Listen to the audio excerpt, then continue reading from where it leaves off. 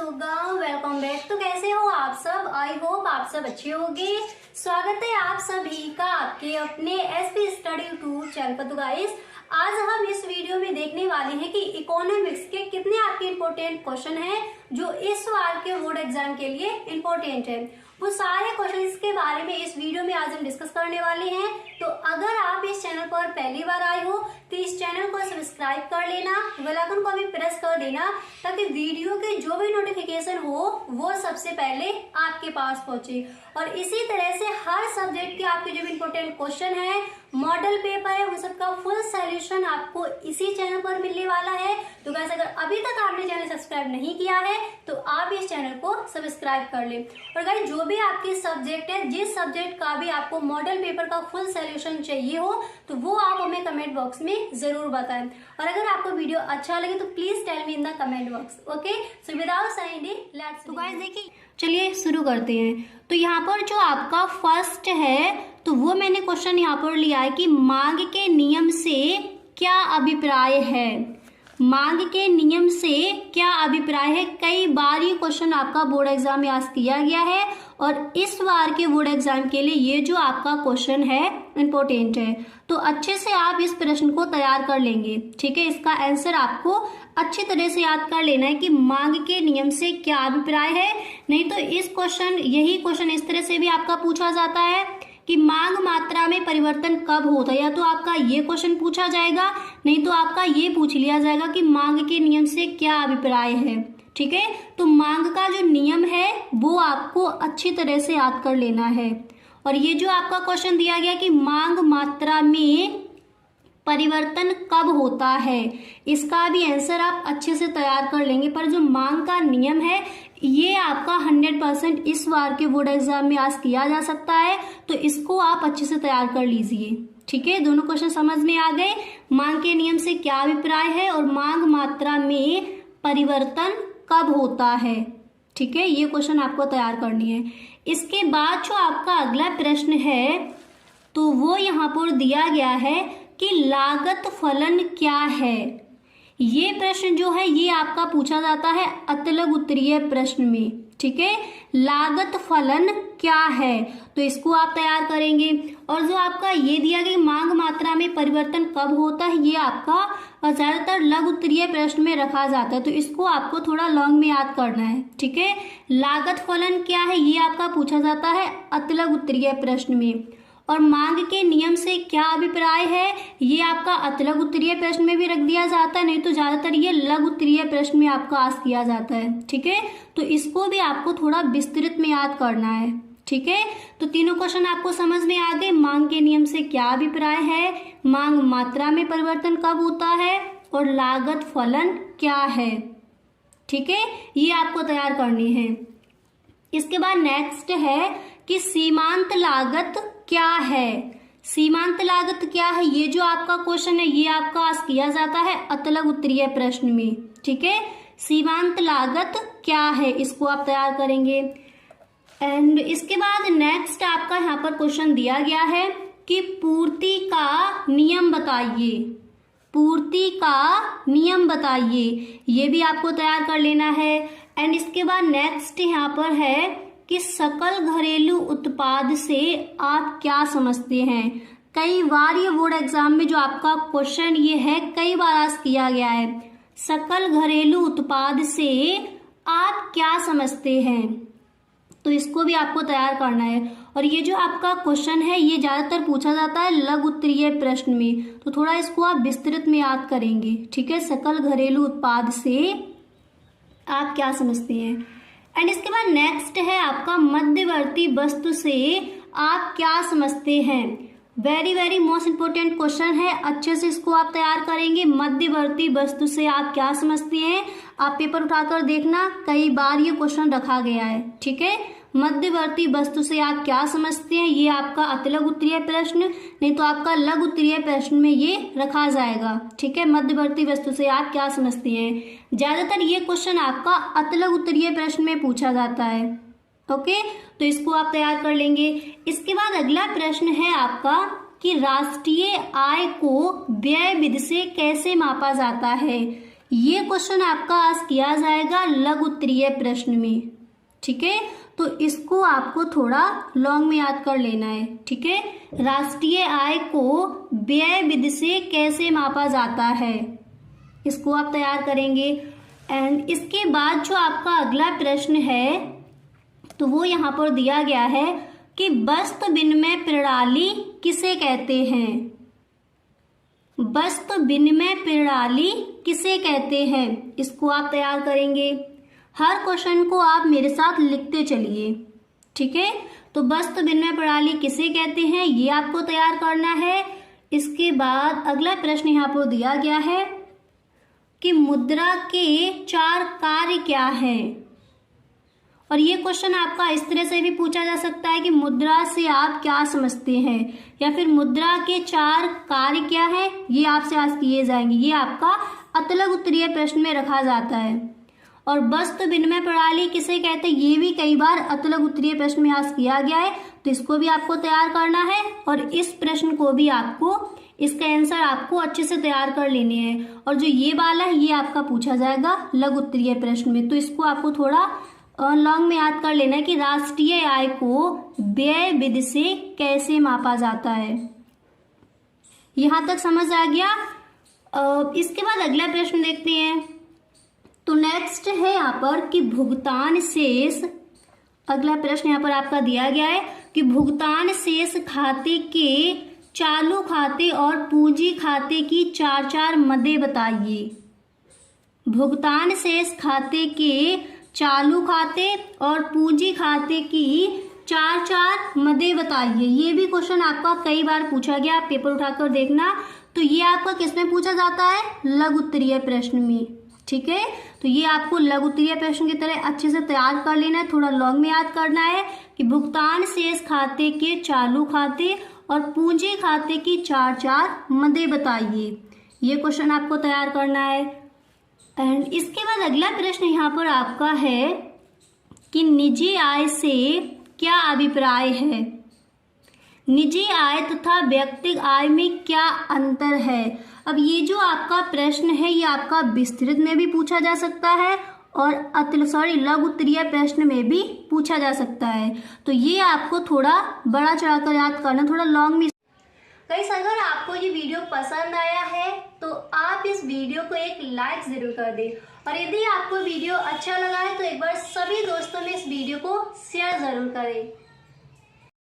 Okay, तो इसको आपको अच्छे से तैयार कर लेने के बाद दोबारा से देख लीजिए। प्रश्न है आपका कि निजी आय से क्या अभिप्राय है, निजी आय तथा व्यक्तिगत आय में क्या अंतर है। कई बार ये क्वेश्चन आपका आज किया गया, तो इसको आपको विस्तृत में याद कर लेना है। ठीक है, थोड़ा लॉन्ग में आप याद करेंगे क्योंकि कई बार ये विस्तृत उत्तरीय प्रश्न में ये क्वेश्चन आपका रखा गया है। ओके, अब इसके बाद नेक्स्ट है आपका कि प्रवाह को परिभाषित कीजिए। प्रवाह को परिभाषित कीजिए। ये क्वेश्चन आप मॉडल पेपर में भी देखेंगे, जितने भी आपके मॉडल पेपर है हर मॉडल पेपर ये क्वेश्चन आपका रखा जाता है, और कई बार बोर्ड एग्जाम में ये आज भी किया गया है। अतलग उत्तरीय प्रश्न में इसको पूछा जाता है कि प्रवाह को परिभाषित कीजिए। ओके, इसको आप तैयार करेंगे। एंड इसके बाद नेक्स्ट है यहाँ पर कि स्टॉक क्या है। ये आपके आज किए जाते हैं अतलग उत्तरीय प्रश्न में। ठीक है, स्टॉक क्या है, प्रवाह को परिभाषित कीजिए, बाजार का अर्थ लिखिए, बाजार की परिभाषा दीजिए, मांग के नियम से आप क्या समझते हैं, लागत फलन क्या है, सीमांत लागत क्या है। ये जो आपके क्वेश्चन हैं ये आपके आते हैं अतलग उत्तरीय प्रश्न में। ठीक है, तो जितने भी आपके छोटे छोटे क्वेश्चन हैं इनको आप अभी से तैयार करते चलिए। अगर आप सच में 90+ स्कोर करना चाहते हो इस बार, तो तैयारी भी आपको अपनी अभी से करनी होगी। ठीक है, तो समझ आ गया। प्रवाह को परिभाषित कीजिए, इसको आपको तैयार करना है अतलग उत्तरीय प्रश्न में। एंड नेक्स्ट है स्टॉक क्या है। इसके बाद अगला प्रश्न है वेरी वेरी मोस्ट इम्पोर्टेंट, ये क्वेश्चन है आपका कि समष्टि अर्थशास्त्र की परिभाषा दीजिए। समष्टि अर्थशास्त्र और व्यष्टि अर्थशास्त्र दोनों की जो परिभाषाएं हैं वो आपको याद कर लेनी है और इनमें जो अंतर है उसको भी आपको याद कर लेना है। अगर आपका यही क्वेश्चन इस तरह से आज किया जाए कि समष्टि अर्थशास्त्र तथा व्यष्टि अर्थशास्त्र में क्या अंतर है, तो ये आपका आज किया जाएगा लघु उत्तरीय प्रश्न में।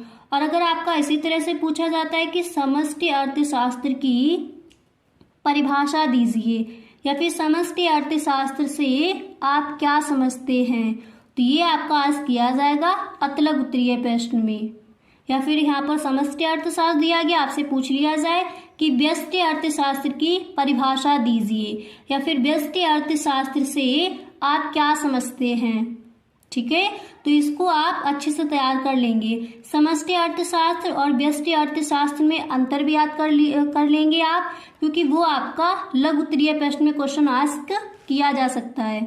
ठीक है, एंड इसके बाद अगला प्रश्न है आपका कि पूर्ण प्रतियोगिता की किन्हीं दो विशेषताओं की व्याख्या कीजिए।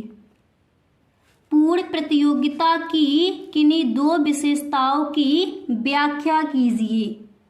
तो पूर्ण प्रतियोगिता क्या है, ये जो आपका क्वेश्चन है, अभी जो आपका एग्जाम हुआ था उसमें ये क्वेश्चन आपका आस्क किया गया था बोर्ड एग्जाम में कि पूर्ण प्रतियोगिता क्या है। ठीक है, तो ये आपको इस तरह से भी याद कर लेना है कि पूर्ण प्रतियोगिता की जो विशेषताएं हैं उनको भी आपको देख लेना है। ओके, और ये आपका क्वेश्चन आस्क किया जाता है लघु उत्तरीय प्रश्न में। ठीक है, तो इसको आप तैयार करेंगे। एंड समष्टि अर्थशास्त्र की परिभाषा दीजिए, ये आपको तैयार करना है अतिलघु उत्तरीय प्रश्न में। इसी तरह नेक्स्ट है यहाँ पर आपका कि एक फर्म कीमत निर्धारक कब होती है। एक फर्म कीमत निर्धारक कब होती है, ये आपका प्रश्न पूछा जाता है लघु उत्तरीय प्रश्न में। ठीक है, तो उसी तरह से इसको आपको तैयार करना है। एक फर्म कीमत निर्धारक कब होती है, इसको आप तैयार करेंगे। इसके बाद नेक्स्ट है कि आगम को परिभाषित कीजिए, ये आपका पूछा जाएगा अतिलघु उत्तरीय प्रश्न में। आगम को परिभाषित कीजिए। क्लियर, इसको आप तैयार करेंगे। और इसी तरह इसके बाद नेक्स्ट है यहाँ पर, ये आपका बहुत बहुत इंपॉर्टेंट क्वेश्चन है, वेरी मोस्ट इंपॉर्टेंट क्वेश्चन है। इसको आप अच्छे से तैयार करेंगे कि कुल आगम, औसत आगम और सीमांत आगम से क्या तात्पर्य है। ये क्वेश्चन आपका आज किया जाता है विस्तृत उत्तरीय प्रश्न में। ठीक है, विस्तृत उत्तरीय प्रश्न में आपको ये तैयार करना है। प्रश्न एक बार दोबारा से पढ़ लीजिए कि कुल आगम, औसत आगम और सीमांत आगम से क्या तात्पर्य है, इसको आप तैयार करेंगे। ओके, कई बार ये क्वेश्चन पूछा गया, आप पेपर उठाकर देखना, मॉडल पेपर देखना, उसमें भी ये क्वेश्चन आपका रखा मिलेगा आपको कि कुल आगम, औसत आगम और सीमांत आगम से क्या तात्पर्य है, इसको आप तैयार करेंगे। इसके बाद अगला प्रश्न है आपका कि औसत लागत और सीमांत लागत में संबंध बताइए।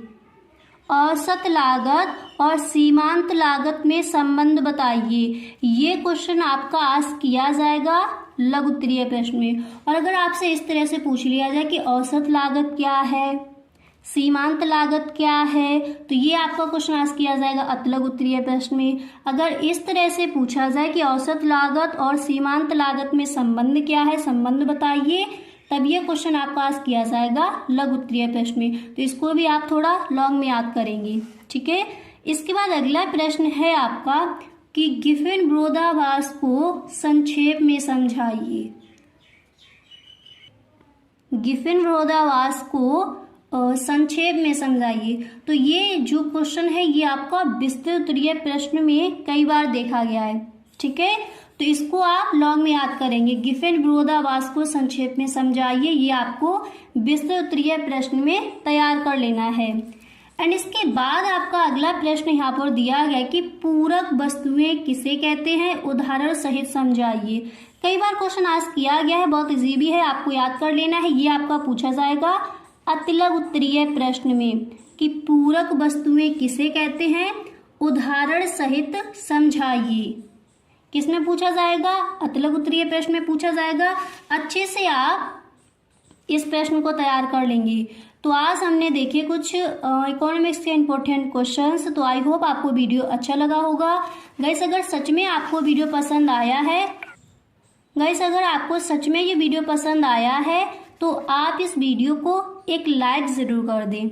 तो पहला यहाँ पर आपका दिया गया है कि विलासिता की वस्तुओं की मांग की कीमत लोच होती है। तो कैसी होती है, आपको देखिए 4 ऑप्शन दिए जाएंगे, तो जो आपका ऑप्शन सही है वही मैंने यहाँ पर लिख दिया है। ठीक है, तो क्वेश्चन है पहला कि विलासिता की वस्तुओं की मांग की कीमत लोच होती है। तो कैसी होती है, इकाई से अधिक। ओके, कैसी होती है, इकाई से अधिक होती है। ये वाला जो आपका ऑप्शन दिया होगा वो आपका राइट है। यहाँ पर नेक्स्ट है कि सामान्यता एक अनादिमान यानी तटस्थता वक्र। तो आपको ऑप्शन दिए जाएंगे, जो ये वाला आपका ऑप्शन है मूल बिंदु के प्रति उत्तल होता है। ठीक है, कैसा होता है, मूल बिंदु के प्रति उत्तल होता है। ये आपका हो जाएगा राइट आंसर। तो सामान्यता एक अनादिमान या फिर तटस्थता वक्र मूल बिंदु के प्रति कैसा होता है, उत्तल होता है। समझ आ गया। अब इसी तरह नेक्स्ट यहाँ पर आपका दिया गया है, यहाँ पर आप देख सकती हो। अगला यहाँ पर आपका बहुविकल्पीय प्रश्न है कि दीर्घ काल में उत्पादन के कितने साधन स्थिर होते हैं। दीर्घ काल में उत्पादन के कितने साधन स्थिर होते हैं। तो आपको ऑप्शन दिए जाएंगे, आपका राइट ऑप्शन यहाँ पर हो जाएगा कोई नहीं। ठीक है, ये जो आपका ऑप्शन दिया गया ये है आपका राइट ऑप्शन। अब यहाँ पर इसी तरह नेक्स्ट है कि विदेशी व्यापार में घाटा होता है तब, विदेशी व्यापार में घाटा होता है तब निर्यात आयात से कम होता है। आपको ऑप्शन दिए जाएंगे कि निर्यात आयात से ज़्यादा होता है। तो सही ऑप्शन आपका हो जाएगा कि निर्यात आयात से कम होता है। विदेशी व्यापार में घाटा होता है तब निर्यात आयात से कैसा होता है, कम होता है। ठीक है, ये हो जाएगा आपका राइट ऑप्शन। अब इसके बाद अगला देखते हैं। तो नेक्स्ट यहाँ पर दिया गया है कि अल्पकाल में निर्गत में इकाई वृद्धि होने पर परिवर्तनशील लागत में होने वाली वृद्धि को कहते हैं। तो क्या कहते हैं, होने वाली वृद्धि को हम कहेंगे औसत परिवर्तनशील लागत। क्या बोला जाएगा, औसत परिवर्तनशील लागत। ठीक है, ये जो आपका ऑप्शन है वो आपका राइट हो जाएगा। अब जितने भी यहाँ पर ये आपके बहुविकल्पीय प्रश्न दिए जाएंगे 10 आपके दिए जाते हैं, तो आप साथ ही साथ इनको लिखते चलिए। ठीक है, अब यहाँ पर देखिए नेक्स्ट क्या है। तो अगला बहुविकल्पीय प्रश्न आपका यहाँ पर दिया गया है कि निम्नलिखित में से कौन सा पूर्ण प्रतियोगिता का लक्षण नहीं है। निम्नलिखित में से कौन सा पूर्ण प्रतियोगिता का लक्षण नहीं है। तो कौन सा नहीं है, कीमत विभेद। ओके, कीमत विभेद नहीं है, ये हो जाएगा आपका राइट ऑप्शन। अब इसी तरह अगला प्रश्न है आपका नेक्स्ट, यहाँ पर आपका दिया गया है, आप देख सकती हो कि निम्नलिखित में से किसे पूंजीगत वस्तुओं में सम्मिलित किया जाता है। ठीक है, किया जाता है तो क्या है, उपकरण। आपको ऑप्शन दिए जाएंगे यहाँ पर। तो जो आपका उपकरण है ये हो जाएगा आपका राइट ऑप्शन। निम्नलिखित में से किसे पूंजीगत वस्तुओं में सम्मिलित किया जाता है। तो किसे किया जाता है, उपकरण को। अब इसी तरह अगला प्रश्न देखते हैं। तो नेक्स्ट आपका बहुविकल्पीय प्रश्न यहाँ पर दिया गया है, आप देख सकती हो। अगला प्रश्न है आपका कि केंद्रीय बैंक की नीति कहलाती है, क्या कहलाती है, मौद्रिक नीति। ये आपका बहुत इंपॉर्टेंट है। ठीक है, वेरी मोस्ट इंपॉर्टेंट ये है आपका बहुविकल्पीय प्रश्न, कई बार पूछा गया है। तो इसका क्या हो जाएगा राइट ऑप्शन, मौद्रिक नीति। केंद्रीय बैंक की नीति मौद्रिक नीति कहलाती है। यहाँ तक समझ आ गया। नेक्स्ट देखते हैं।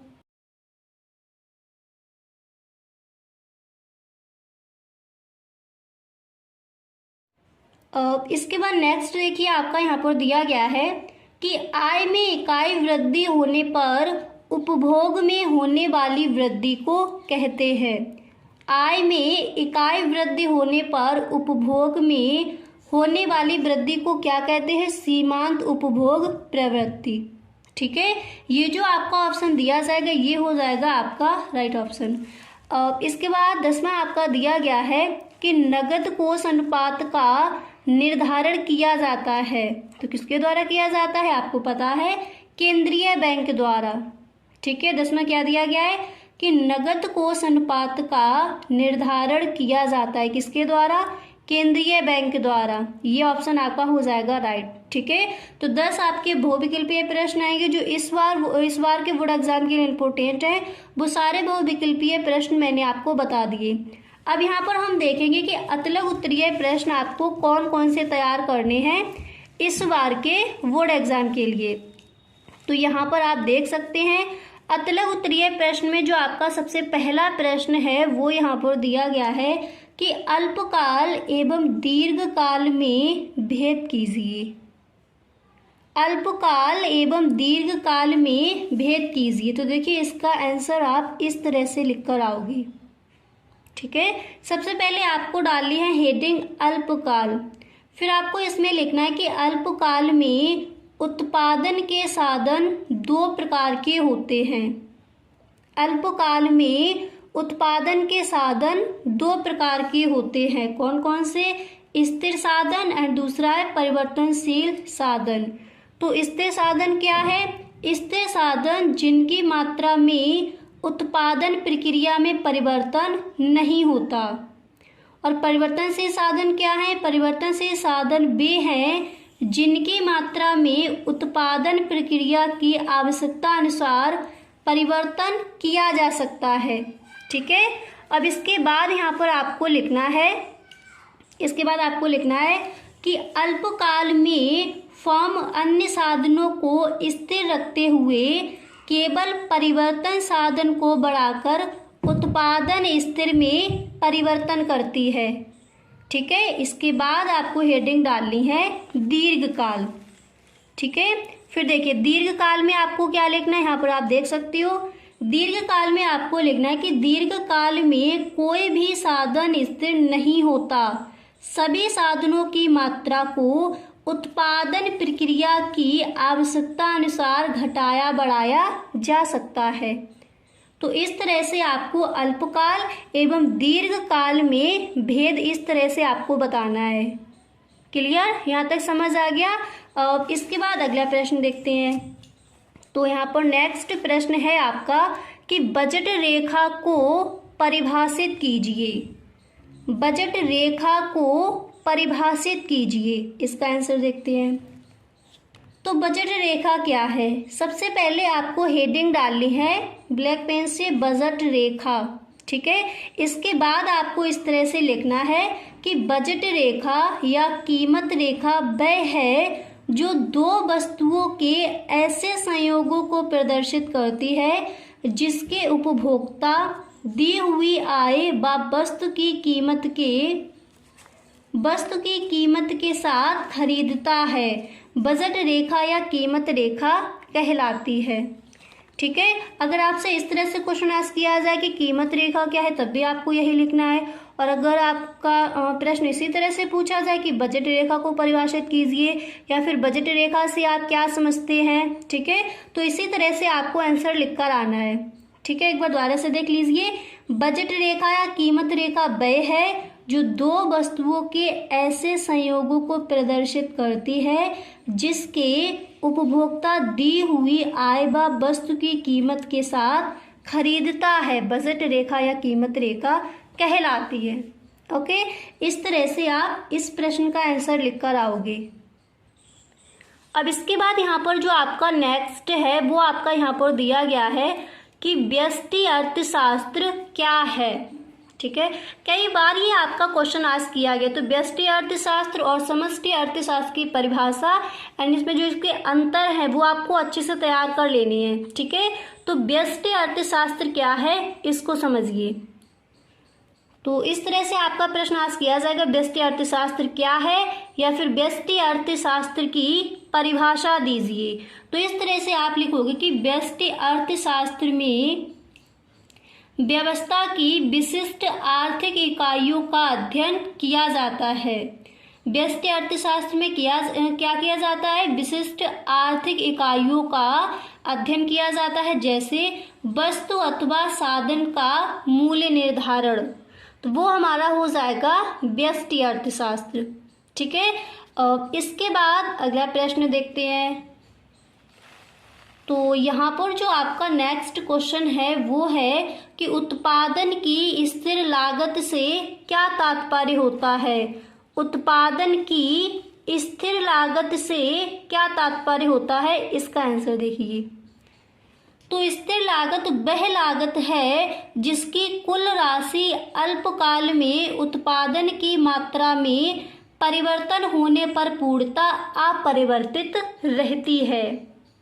क्या दिया गया है, स्थिर लागत वह लागत है जिसकी कुल राशि अल्पकाल में उत्पादन की मात्रा में परिवर्तन होने पर पूर्णतः अपरिवर्तित रहती है, उत्पादन की स्थिर लागत कहलाती है।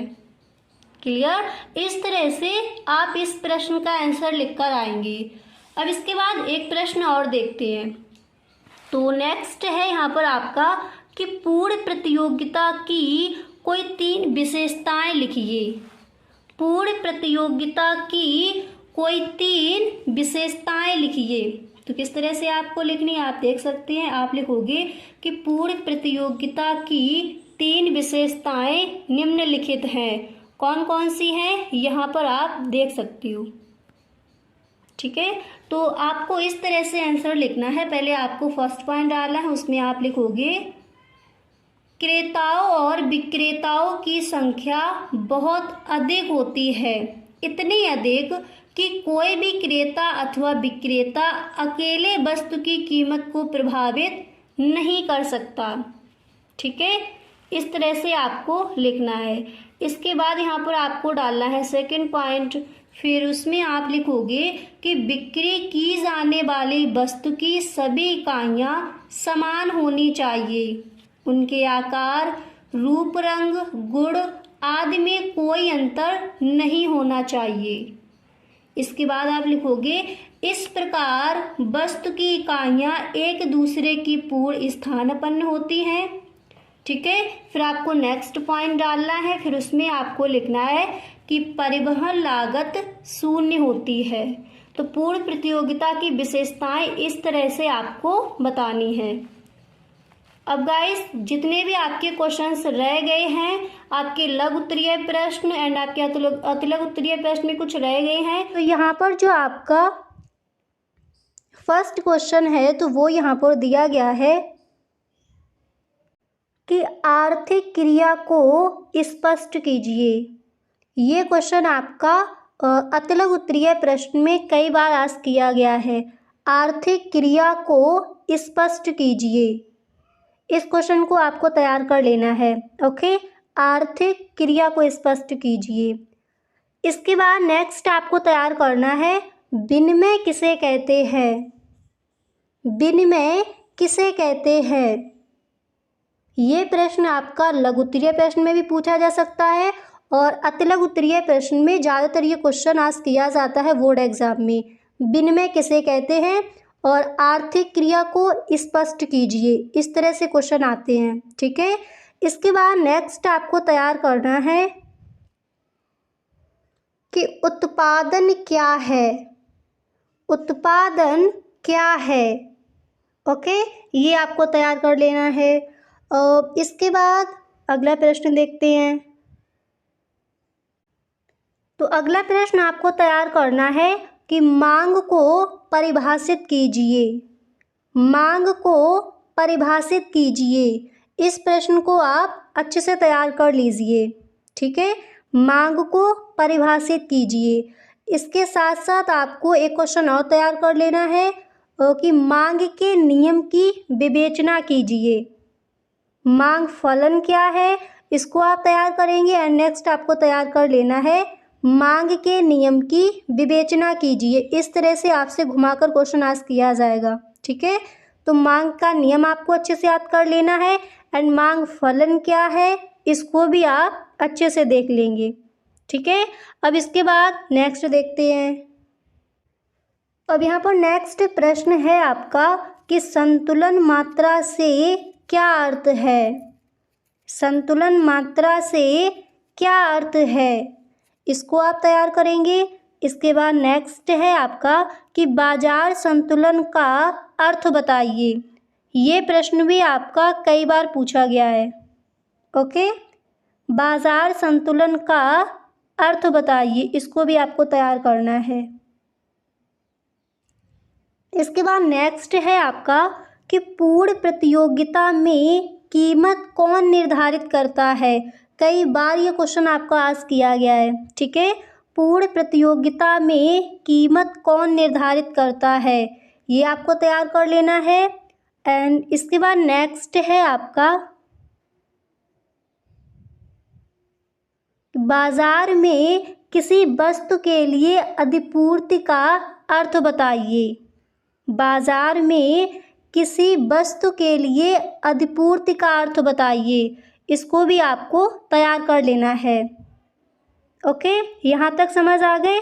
अब इसके बाद नेक्स्ट क्वेश्चन देखते हैं।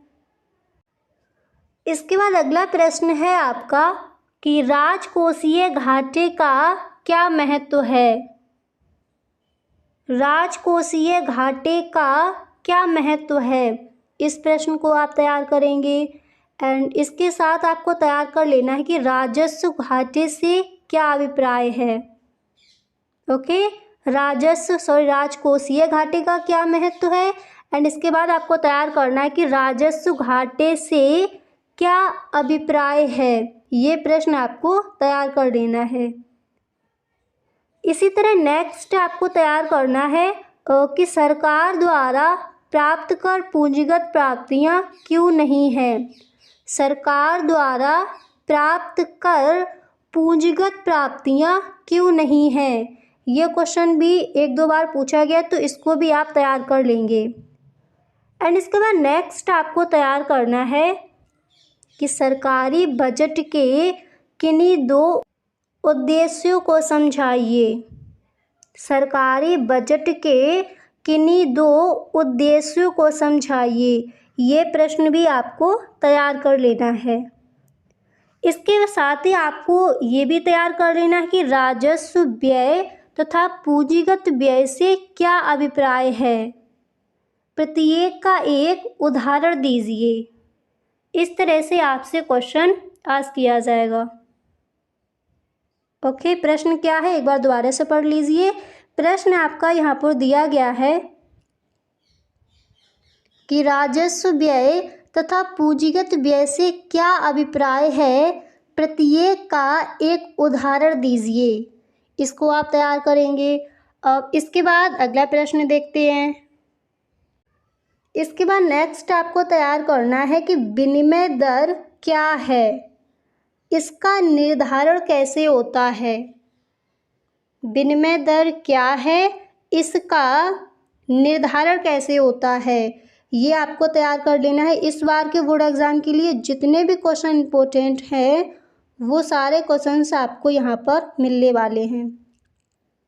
तो गाइस, अगर आपको वीडियो पसंद आ रहा है तो आप इस वीडियो को एक लाइक ज़रूर कर दें। ओके, तो क्वेश्चन आपको समझ आ गया कि विनिमय दर क्या है, इसका निर्धारण कैसे होता है। इस प्रश्न को आपको अच्छे से तैयार कर लेना है, ठीक है। एंड इसके साथ आपको तैयार करना है कि स्थिर विनिमय दर की व्याख्या करें। स्थिर विनिमय दर की व्याख्या कीजिए। इस तरह से आपसे क्वेश्चन आस्क किया जाएगा, तो इस प्रश्न को भी आपको अच्छे से तैयार कर लेना है। कि बजट क्या है, बजट क्या है, ये प्रश्न आपको तैयार कर लेना है अतलग उत्तरीय प्रश्न में। ओके, बजट क्या है। इसके बाद नेक्स्ट आपको तैयार करना है कि मितव्ययिता का विरोधाभास क्या है। अब ये जो आपका क्वेश्चन है ये लघु उत्तरीय प्रश्न में भी पूछा जा सकता है और अतिलघु उत्तरीय प्रश्न में भी, तो इसको आप थोड़ा लॉन्ग में याद करेंगे। ओके, मितव्ययिता का विरोधाभास क्या है। और फर्स्ट क्या है आपका, फर्स्ट यहाँ पर दिया गया कि बजट क्या है, या फिर यही क्वेश्चन आपसे इस तरह से पूछा जाएगा कि बजट की परिभाषा दीजिए। इसके बाद नेक्स्ट है कि मांग की लोच क्या है, मांग की लोच क्या है, ये क्वेश्चन आपको तैयार कर लेना है। ये सारे आपके अतलग उत्तरीय प्रश्न हैं। ओके, इसके बाद आपको तैयार करना है कि केंद्रीय बैंक को अंतिम ऋणदाता क्यों कहा जाता है। ये क्वेश्चन आपका कई बार आज किया गया है बोर्ड एग्जाम में। तो केंद्रीय बैंक को अंतिम ऋणदाता क्यों कहा जाता है, इस प्रश्न को आप तैयार कर लीजिए। ओके। और गाइस, अगर आप सच में इस बार 90+ स्कोर करना चाहते हो तो आज से ही आपको इस चैनल को सब्सक्राइब कर लेना है। इसी तरह से ऑल सब्जेक्ट के जो भी आपके इंपॉर्टेंट क्वेश्चन है, प्रीवियस ईयर पेपर हैं, उन सारे पेपर्स का आपको सॉल्यूशन इसी चैनल पर मिलेगा। तो अगर अभी तक आपने चैनल को सब्सक्राइब नहीं किया है तो इस चैनल को आप सब्सक्राइब कर लें। ओके।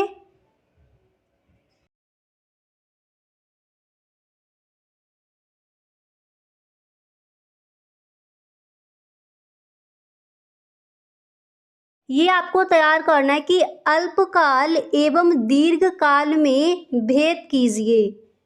अल्पकाल एवं दीर्घकाल में भेद कीजिए। इस क्वेश्चन को आपको तैयार करना है इस बार के बोर्ड एग्जाम के लिए। ये जो आपका प्रश्न है वेरी वेरी मोस्ट इम्पोर्टेंट है, तो अच्छे से आप इस प्रश्न को तैयार करेंगे। ठीक है, इसका आंसर है, अच्छे से आपको तैयार कर लेना है कि अल्पकाल एवं दीर्घकाल में भेद कीजिए। इस तरह से क्वेश्चन आपसे आज किया जाएगा। इसके बाद नेक्स्ट है, अगला है आपका बजट रेखा को परिभाषित कीजिए। कई बार ये प्रश्न आपका पूछा गया है। ठीक है, तो आपको ये तैयार कर लेना है, बजट रेखा को परिभाषित कीजिए एंड अल्पकाल एवं दीर्घकाल में भेद बताइए या फिर भेद कीजिए। ओके, ये आपको तैयार कर लेने हैं। इसके बाद नेक्स्ट है आपका व्यष्टि अर्थशास्त्र क्या है।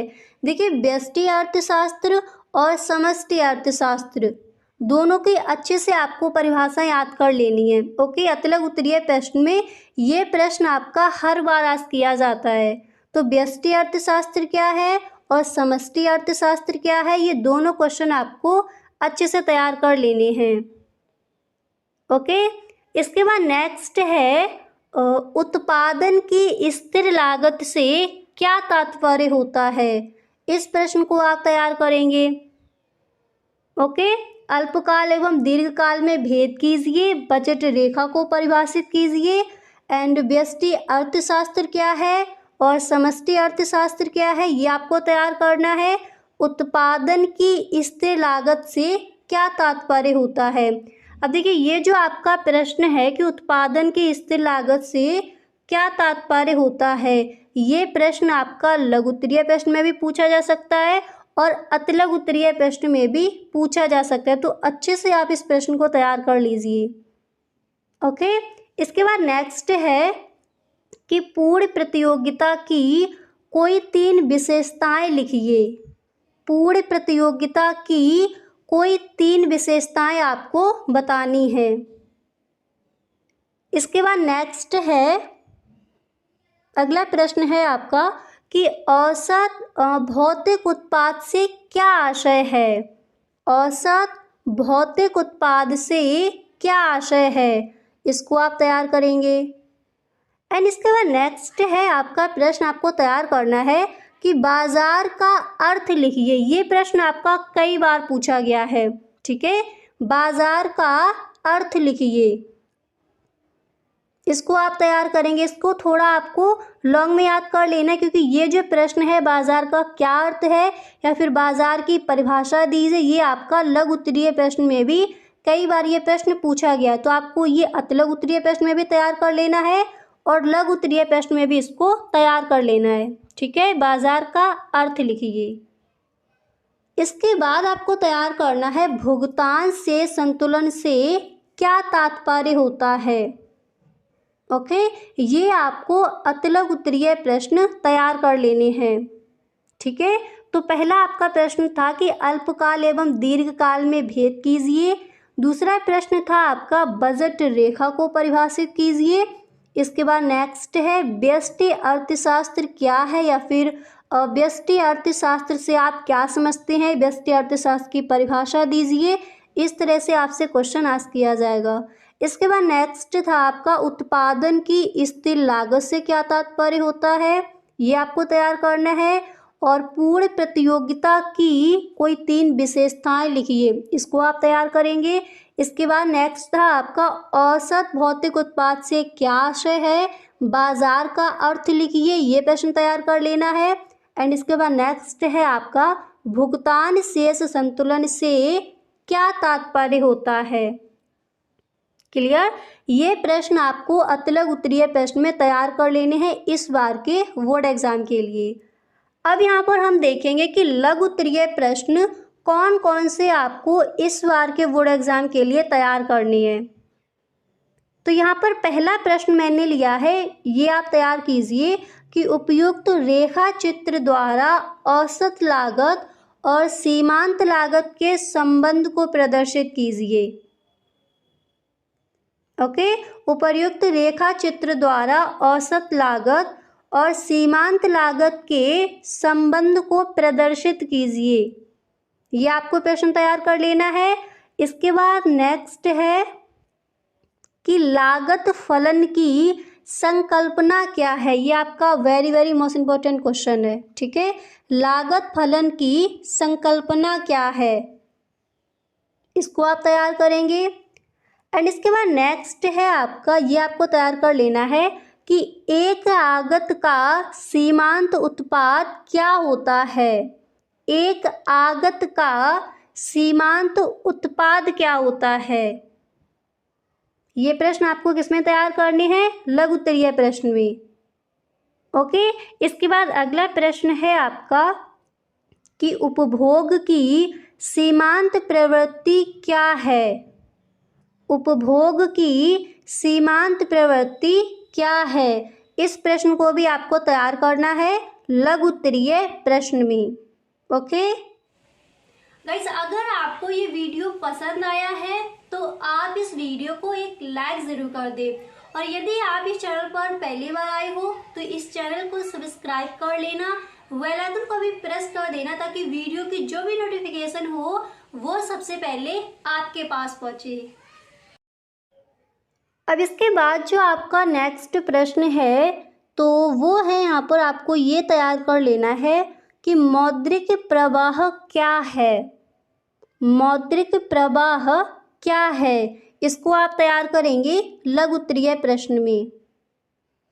इसके बाद नेक्स्ट है आपका कि चित्र की सहायता से नियंत्रित कीमत को समझाइए। चित्र की सहायता से नियंत्रित कीमत को समझाइए, ये वाला भी प्रश्न आपको तैयार कर लेना है लघु उत्तरीय प्रश्न में। एक बार दोबारा से देख लीजिए, पहला प्रश्न आपका ये था कि उपर्युक्त रेखा चित्र द्वारा औसत लागत और सीमांत लागत के संबंध को प्रदर्शित कीजिए। इसके बाद नेक्स्ट था कि लागत फलन की संकल्पना क्या है। इसके बाद अगला क्वेश्चन था आपका एक आगत का सीमांत उत्पाद क्या होता है, ये आपको तैयार करना है। एंड नेक्स्ट है आपका उपभोग की सीमांत प्रवृत्ति क्या है। इसके बाद मौद्रिक प्रवाह क्या है। एंड नेक्स्ट है आपका कि चित्र की सहायता से नियंत्रित कीमत को समझाइए। ये प्रश्न आपको तैयार करने हैं लघु उत्तरीय प्रश्न में। क्लियर। अब हम यहाँ पर देखेंगे कि विस्तृत उत्तरीय प्रश्न में आपको कौन कौन से ऐसे क्वेश्चन हैं जो आपको इस बार के बोर्ड एग्जाम के लिए तैयार करने हैं। ओके, तो यहाँ पर जो आपका पहला प्रश्न है वो है कि समग्र मांग का अर्थ एवं इसके अवयवों को संक्षेप में समझाइए।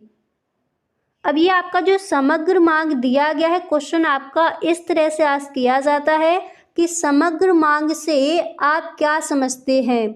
ये प्रश्न आपका इस तरह से लघु उत्तरीय प्रश्न में आस्क किया जाएगा, तो इसको आपको अच्छे से तैयार कर लेना है। अगर आपका लघु उत्तरीय प्रश्न में पूछा जाए तब भी इसको आप अच्छे से लिख पाओ, तो विस्तृत में आपको इसको तैयार कर लेना है कि समग्र मांग का अर्थ एवं इसके अवयव कौन कौन से हैं।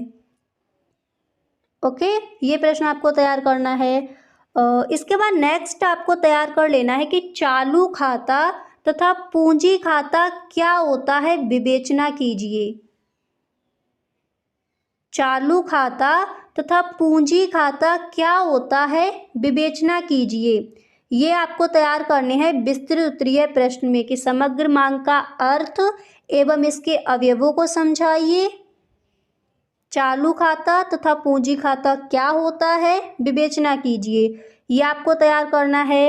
एंड इसके बाद नेक्स्ट प्रश्न है आपका कि राष्ट्रीय आय मापने की उत्पादन गणना विधि या व्यय को समझाइए। ये प्रश्न आपका वेरी मोस्ट इम्पोर्टेंट क्वेश्चन है, इसको अच्छे से आप तैयार कर लीजिए। राष्ट्रीय आय मापने की उत्पादन गणना विधि या व्यय विधि को समझाइए। ये प्रश्न आपका हर बार बोर्ड एग्जाम में आज किया जाता है, तो इसको आप अच्छे से तैयार कर लेंगे।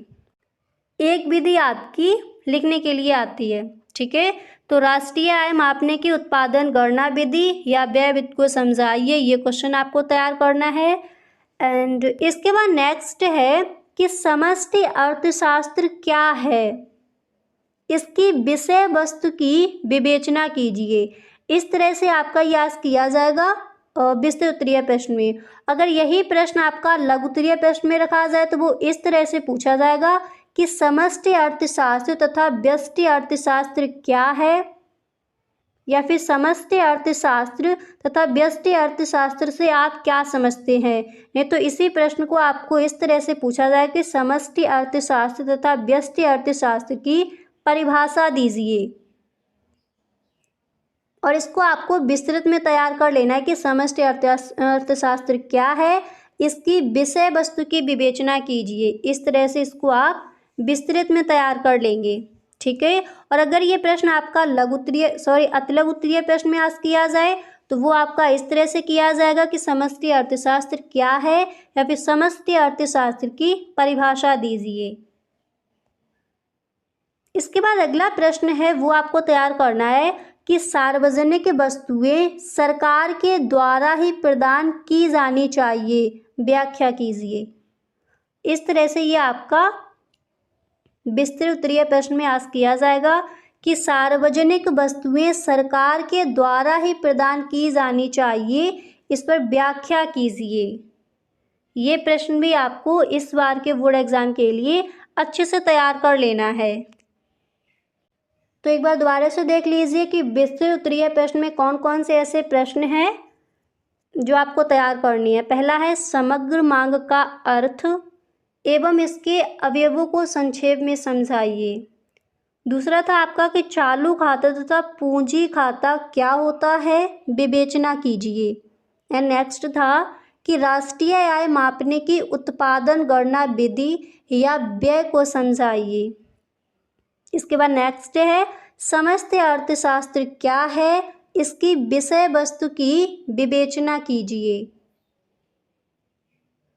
इसके बाद अगला प्रश्न था आपका कि सार्वजनिक वस्तुएं सरकार के द्वारा ही प्रदान की जानी चाहिए, इस पर व्याख्या कीजिए। तो ये आपको तैयार कर लेने हैं विस्तृत उत्तरीय प्रश्न में।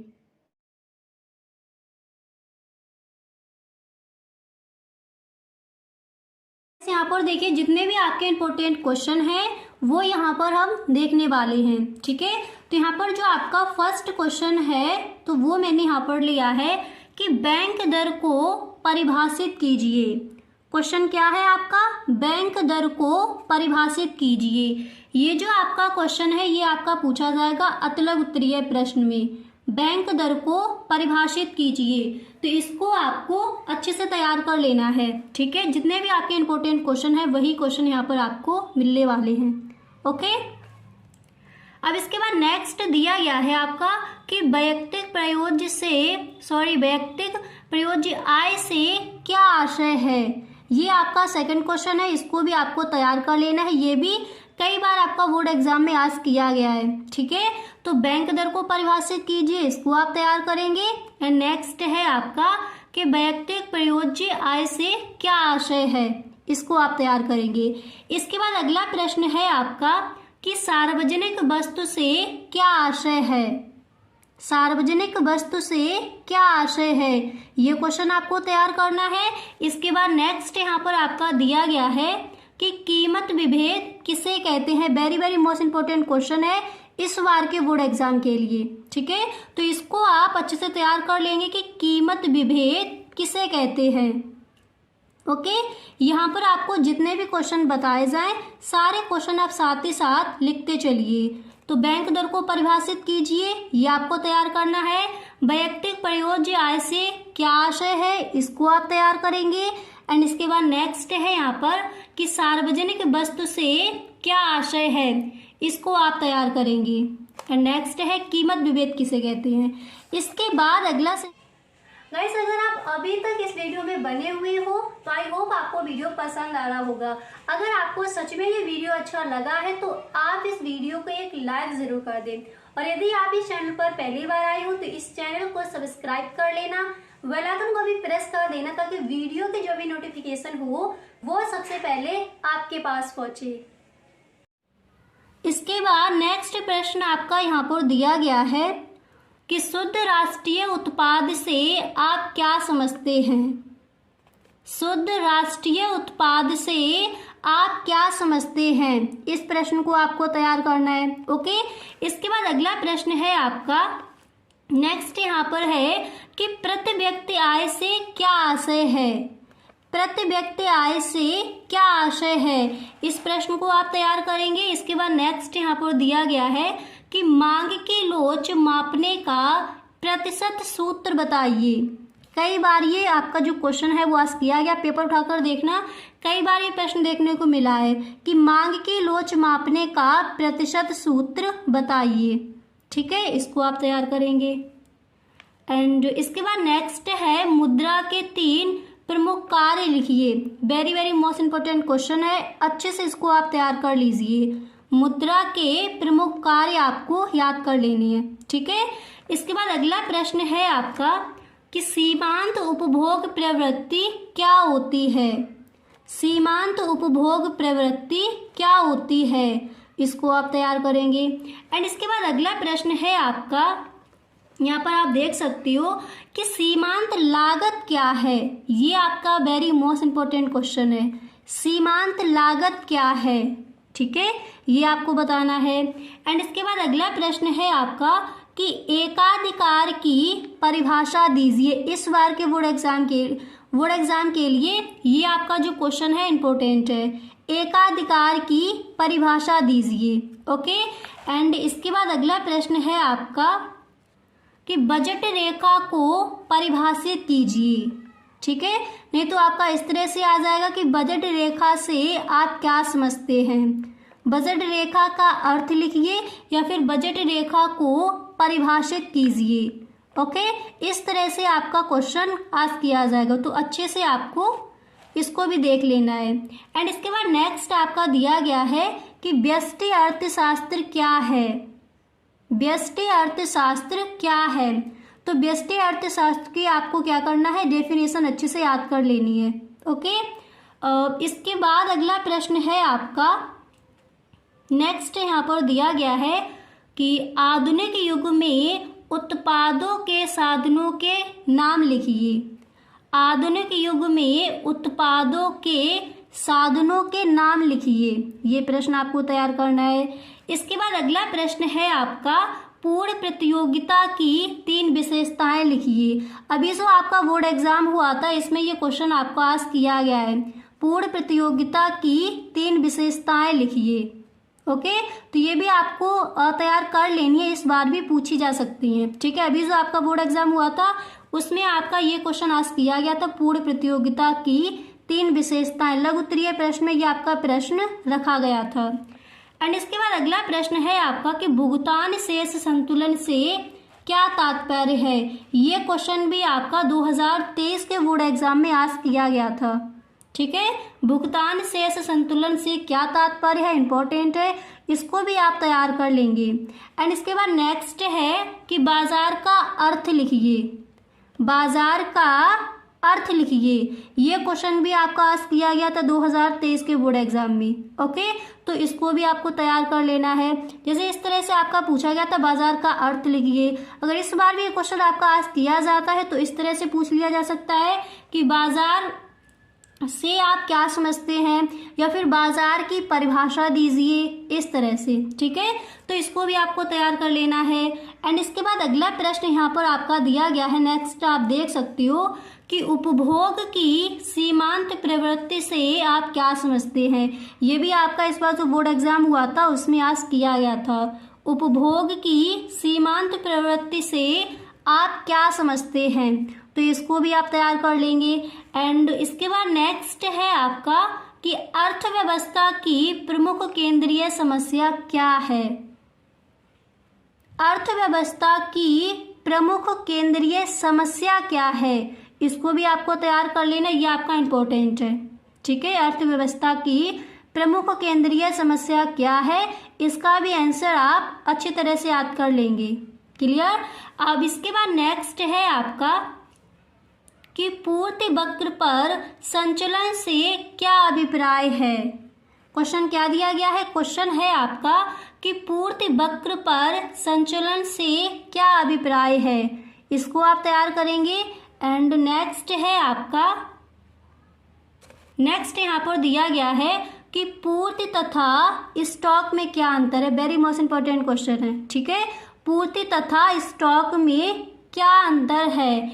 इस बार के बोर्ड एग्जाम में ये जो क्वेश्चन है आपका पूछा जा सकता है कि पूर्ति तथा स्टॉक में क्या अंतर है, तो अच्छी तरह से आप इसको तैयार कर लेंगे। ठीक है, इसके बाद यहाँ पर जो आपका नेक्स्ट है तो वो यहाँ पर आपका दिया गया है, यहाँ पर आप देख सकते हो। अगला प्रश्न है आपका कि किसी फर्म के आगम से क्या अभिप्राय है। क्या दिया गया है, किसी फर्म के आगम से क्या अभिप्राय है, इसको आप तैयार करेंगे इस बार के बोर्ड एग्जाम के लिए, ये भी आपका इम्पोर्टेंट है। एंड नेक्स्ट यहाँ पर है कि सार्वजनिक वस्तु क्या है। किसी फर्म के आगम से क्या अभिप्राय है, इसको तैयार करेंगे। एंड सार्वजनिक वस्तु क्या है, और नेक्स्ट एक आपका यहाँ पर मैंने बताया था वो प्रश्न भी इस बार के लिए इम्पोर्टेंट है कि सार्वजनिक वस्तु से क्या आशय है। एंड सार्वजनिक वस्तु क्या है, इसको आप अच्छे से तैयार कर लीजिए। ठीक है, और पूर्ति तथा स्टॉक में क्या अंतर है, इसको भी आप अच्छी तरह से याद कर लेंगे। एंड मुद्रा के 3 प्रमुख कार्य लिखिए, वो प्रश्न भी आपको अच्छे से तैयार कर लेना है। ठीक है, सीमांत लागत क्या है, वो भी आपका इम्पोर्टेंट है इस बार के बोर्ड एग्जाम के लिए। और इसके बाद अगला प्रश्न है आपका कि मांग की कीमत लोच क्या होती है। मांग की कीमत लोच क्या होती है, ये भी आपको तैयार करना है। ये भी आपका इस बार पूछा जा सकता है कि मांग, देखिए मांग की लोच क्या है उसको आप तैयार करेंगे। मांग की कीमत लोच, इसको भी आप अच्छे से तैयार कर लेंगे। ठीक है, और मांग की लोच मापने का प्रतिशत सूत्र क्या है, उसको भी आप तैयार कर लेंगे। क्लियर, इस तरह से। अब इसके बाद नेक्स्ट आपका क्वेश्चन यहाँ पर दिया गया है कि व्यक्ति विदेशी विनिमय की मांग क्यों करते हैं। व्यक्ति विदेशी विनिमय की मांग क्यों करते हैं, ये जो आपका क्वेश्चन है इसको भी आपको तैयार करना है। तो इस बार के बोर्ड एग्जाम के लिए ये भी आपका इम्पोर्टेंट है। अब अगर यहाँ पर आपको स्क्रीनशॉट लेना है तो इसका आप स्क्रीनशॉट भी ले सकती हो। ओके, जो भी आपके क्वेश्चंस यहाँ पर दिए गए हैं उनका अगर आपको स्क्रीनशॉट लेना है तो स्क्रीनशॉट यहाँ पर आप ले सकती हो।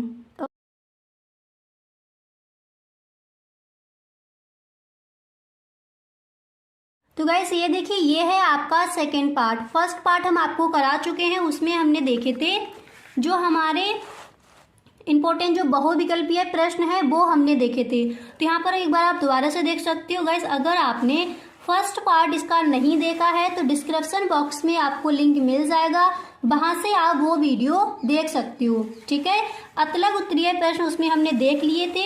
2 हमारे अतलग उत्तरीय प्रश्न रह गए थे, उनको हम यहाँ पर देख लेंगे। पूर्ण प्रतियोगिता की कोई 3 विशेषताएं लिखी, यहाँ तक हम देख चुके हैं। अब इसके बाद यहाँ पर देखिए नेक्स्ट है आपका कि औसत भौतिक उत्पाद से क्या आशय है। ये हमें देखना है कि औसत भौतिक उत्पाद से क्या आशय है। जितने भी क्वेश्चंस यहाँ पर आपको बताए जाएंगे ये आपका बैरर मॉडल पेपर है। इस बार के बोर्ड एग्जाम में इसी से आपके क्वेश्चन रखे जाएंगे, तो आप इस वीडियो में एंड तक बने रहें। ठीक है। तो यहाँ पर आपका प्रश्न है कि औसत भौतिक उत्पाद से क्या आशय है। इसका आंसर हो जाएगा कि कुल भौतिक उत्पाद को परिवर्तनशील साधन की इकाइयों से भाग देने पर भागफल प्राप्त होता है, उसे ही हम औसत भौतिक उत्पाद कहते हैं। अच्छे से याद हो गया, एक बार दोबारा से देख लीजिए। औसत भौतिक उत्पाद से क्या आशय है, इसका आंसर हो जाएगा कुल भौतिक उत्पाद को परिवर्तनशील साधन की इकाइयों से भाग देने पर भागफल प्राप्त होता है, उसे ही हम औसत भौतिक उत्पाद कहते हैं। इसके बाद नेक्स्ट आपका ये है कि बाजार का अर्थ लिखिए। Very very most important question है, अच्छे से इसके आंसर को आपको तैयार करना है, ठीक है। बाजार का अर्थ लिखिए, नहीं तो आपसे इस तरह से पूछ लिया जाएगा कि बाजार का क्या अर्थ, या फिर बाजार की परिभाषा दीजिए, बाजार से आप क्या समझते हैं, ठीक है, इस तरह से। तो अगर आपका क्वेश्चन इस तरह से आस्क किया जाए कि बाजार का अर्थ लिखिए, तो इसका आंसर आप इस तरह से लिखकर आओगे कि बाजार से आशय किसी स्थान विशेष से लगाया जाता है जहां पर किसी वस्तु या वस्तुओं के क्रेता तथा विक्रेता एकत्रित होते हैं और वस्तुओं का क्रय विक्रय यानी लेन देन करते हैं। आर्थिक दृष्टिकोण से बाजार का अर्थ उस समस्त क्षेत्र से होता है जिसमें किसी वस्तु के क्रेता तथा विक्रेता फैले हुए होते हैं, ठीक है, इस तरह से। अब यहाँ पर देखिए, तथा विक्रेता फैले हुए होते हैं तथा उनमें स्वतंत्र प्रतियोगिता पाई जाती है। तो इस तरह से आप बाजार का अर्थ लिखिए, या फिर बाजार से क्या आशय है, इस तरह से इसका आंसर आप लिख कर आओगी। इसके बाद नेक्स्ट आपको ये तैयार कर लेना है इस बार के बोर्ड एग्जाम के लिए। नेक्स्ट क्वेश्चन है आपका अतलब उत्तरीय प्रश्न में कि भुगतान शेष संतुलन से क्या तात्पर्य होता है। भुगतान शेष संतुलन से क्या तात्पर्य होता है, इसको आप तैयार करेंगे। तो देखिए इसका आंसर क्या हो जाएगा, आप इसका आंसर इस तरह से लिखोगे कि किसी देश का भुगतान संतुलन उसके संपूर्ण विदेशी लेन देन का एक विवरण होता है। इनके बाईं ओर सभी लेनदारियां तथा दाईं ओर सभी देनदारियां प्रदर्शित की जाती हैं। इन दोनों राशियों के अंतर से भुगतान संतुलन का स्वरूप स्वतः स्पष्ट हो जाता है। क्लियर? इस तरह से आप इस क्वेश्चन का आंसर लिखकर आओगे। अब यहाँ पर हम देखेंगे कि लघु उत्तरीय प्रश्न हमें कौन कौन से तैयार कर लेने हैं। ओके, अतलघु उत्तरीय प्रश्न और बहुविकल्पीय प्रश्न जो आपके 10 आते हैं वो हमने आपको बता दिए। ओके, अब यहाँ पर हम देखेंगे कि लघु उत्तरीय प्रश्न हमें कौन कौन से तैयार करने हैं, कौन कौन से ऐसे क्वेश्चन हैं जो इस बार के बोर्ड एग्जाम के लिए इम्पोर्टेंट है। तो फर्स्ट यहाँ पर क्वेश्चन है आपका कि लागत फलन की संकल्पना क्या है, इसको आप तैयार करेंगे। तो देखते हैं इसका आंसर क्या हो जाएगा। तो इसका आंसर हो जाएगा कि लागत फलन सामान्यतः उत्पादन फलनों से ही व्युत्पन्न किए जाते हैं। उत्पादन लागत के अंतर्गत वे सभी व्यय सम्मिलित किए जाते हैं जो किसी उत्पादक या फर्म द्वारा वस्तु के उत्पादन व्यय के रूप में उठाए जाते हैं। इसके बाद आपको लिखना है कि लागत फलन उत्पादन के साधनों तथा लागतों के बीच संबंधों को व्यक्त करता है। फिर आप लिखोगे कि अल्पकाल तथा दीर्घकाल दोनों में लागत फलन अनेक तत्वों पर निर्भर करते हैं, अर्थात दोनों ही समयावधियों में लागत फलन अनेक तत्वों पर निर्भर करते हैं। इसके बाद यहाँ पर आपको लिखना है अर्थात दोनों ही दीर्घकालीन लागत फलनों को निम्नलिखित प्रकार व्यक्त किया जा सकता है। ओके, क्या लिखोगे आप, अर्थात दोनों ही दीर्घकालीन लागत फलनों को निम्नलिखित प्रकार से व्यक्त किया जा सकता है। फिर आपको इस तरह से लिखना, पहले आपको फर्स्ट पॉइंट डालना, फिर आप लिखोगे कि अल्पकालीन लागत फलन अर्थात C = F QTPE। फिर इसके बाद आप लिखोगे कि दीर्घकालीन लागत फलन अर्थात C बराबर Q, T, P, फिर आपको लिखना है PK। ओके, इसके बाद यहाँ पर आप दर्शा दो कि यहाँ C बराबर क्या है, कुल लागत है, Q बराबर क्या है, कुल उत्पाद, T बराबर क्या है, प्रविधि या फिर तकनीकी, PF बराबर क्या है, साधन कीमत, अंकीय क्या है, स्थिर लागत। इस तरह से यहाँ पर आपको दर्शा के बता देना है। ठीक है, तो आई होप आपको समझ आ गया होगा कि लागत फलन की संकल्पना क्या है। इसका आंसर आप किस तरह से लिख कर आओगे। गाइस, अगर आपको ये वीडियो पसंद आ रहा है तो आप इस वीडियो को एक लाइक जरूर कर दें, और यदि आप इस चैनल पर पहली बार आए हो तो चैनल को सब्सक्राइब करना बिल्कुल भी ना भूलें। ओके, बेल आइकन को भी प्रेस कर देना ताकि वीडियो की जो भी नोटिफिकेशन हो वो सबसे पहले आपके पास पहुंचे। अब इसके बाद यहाँ पर नेक्स्ट देखिए, अगला प्रश्न आपको ये तैयार कर लेना है। नेक्स्ट है आपका कि केंद्रीय बैंक को अंतिम ऋणदाता क्यों कहा जाता है। कई बार ये क्वेश्चन आपका आस्क किया गया है बोर्ड एग्जाम में, केंद्रीय बैंक को अंतिम ऋणदाता क्यों कहा जाता है।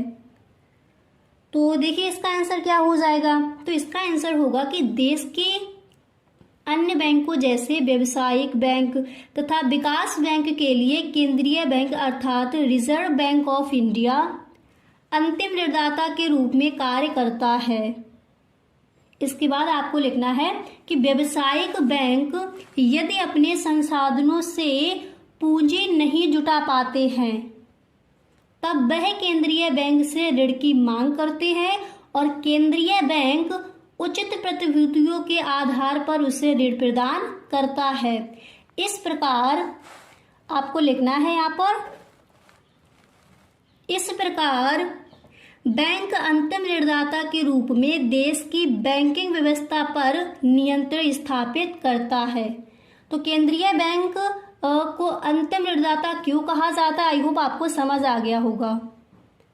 अब इसके बाद अगला प्रश्न है आपका, ये आपको तैयार करना है कि मांग के लोच को निर्धारित करने वाले कारकों को लिखिए। मांग के लोच को निर्धारित करने वाले कारक बताने हैं आपको। तो इसका आंसर आप इस तरह से लिखोगे कि मांग के लोच को निर्धारित करने वाले मुख्य कारक निम्नलिखित है। फर्स्ट पॉइंट डालकर आप लिखोगे कि वस्तु की प्रकृति, फिर इसमें आपको लिखना है सामान्यता अनिवार्य आवश्यकताओं की पूर्ति करने वाली वस्तुओं की मांग बेलोचदार होती है क्योंकि इन आवश्यकताओं को अधिक समय तक असंतुष्ट नहीं रखा जा सकता। ओके, इस तरह से वस्तु की प्रकृति आपको हेडिंग डालकर इसमें इस तरह से लिखना है। एंड इसके बाद नेक्स्ट आपको लिखना है वस्तु की कीमत। यहाँ पर आपके कारक पूछे गए हैं कि मांग की लोच को निर्धारित करने वाले कारकों को बताइए। ठीक है, तो फर्स्ट आपने क्या लिखा, वस्तु की प्रकृति पर उसके बारे में लिखा। फिर आपको नेक्स्ट हेडिंग डाली है वस्तु की कीमत, फिर इसमें आप लिखोगे प्रायः जिन वस्तुओं की कीमत ऊंची होती है उनकी मांग अधिक लोचदार होती है और जिन वस्तुओं की कीमत मध्यम श्रेणी की होती है उनकी मांग लोच सामान्य होती है। क्लियर, इस तरह से आपको लिखना है। एंड इसके बाद यहाँ पर देख सकते हो आप, यहाँ पर आपको नेक्स्ट हेडिंग डालनी है आय समूह। ओके, नेक्स्ट हेडिंग आप डालोगे आय समूह, फिर इसमें आप लिखोगे कि मांग की लोच इस बात पर निर्भर करती है कि क्रेता आय के किस समूह अथवा वर्ग में आता है। प्रायः समृद्ध वर्ग के लिए वस्तु की मांग बेलोचदार होती है। फिर आप लिखोगे जबकि निर्धन वर्ग के लिए वस्तुओं की मांग अधिक लोचदार होती है क्योंकि मूल्य में होने वाला थोड़ा सा परिवर्तन भी निर्धन वर्ग के लिए अत्यंत महत्वपूर्ण होता है। ओके, इस तरह से आप लिखोगे। यहाँ तक समझ आ गया। अब इसके बाद यहाँ पर जो आपका अगला क्वेश्चन है उसको देखते हैं। तो नेक्स्ट है आपका कि पूर्ति का नियम क्या है, समझाइए। पूर्ति का नियम क्या है, समझाइए, इसको देखिए। तो आपको यहाँ पर हेडिंग डाली है पूर्ति का नियम, अर्थ एवं परिभाषा। फिर इसमें आप लिखोगे कि उत्पादक का उद्देश्य सदैव अपने लाभ को अधिकतम करना होता है। इस उद्देश्य की पूर्ति हेतु वह वस्तु को दी हुई लागत दशाओं में ऊंची से ऊंची कीमत पर बेचना चाहता है।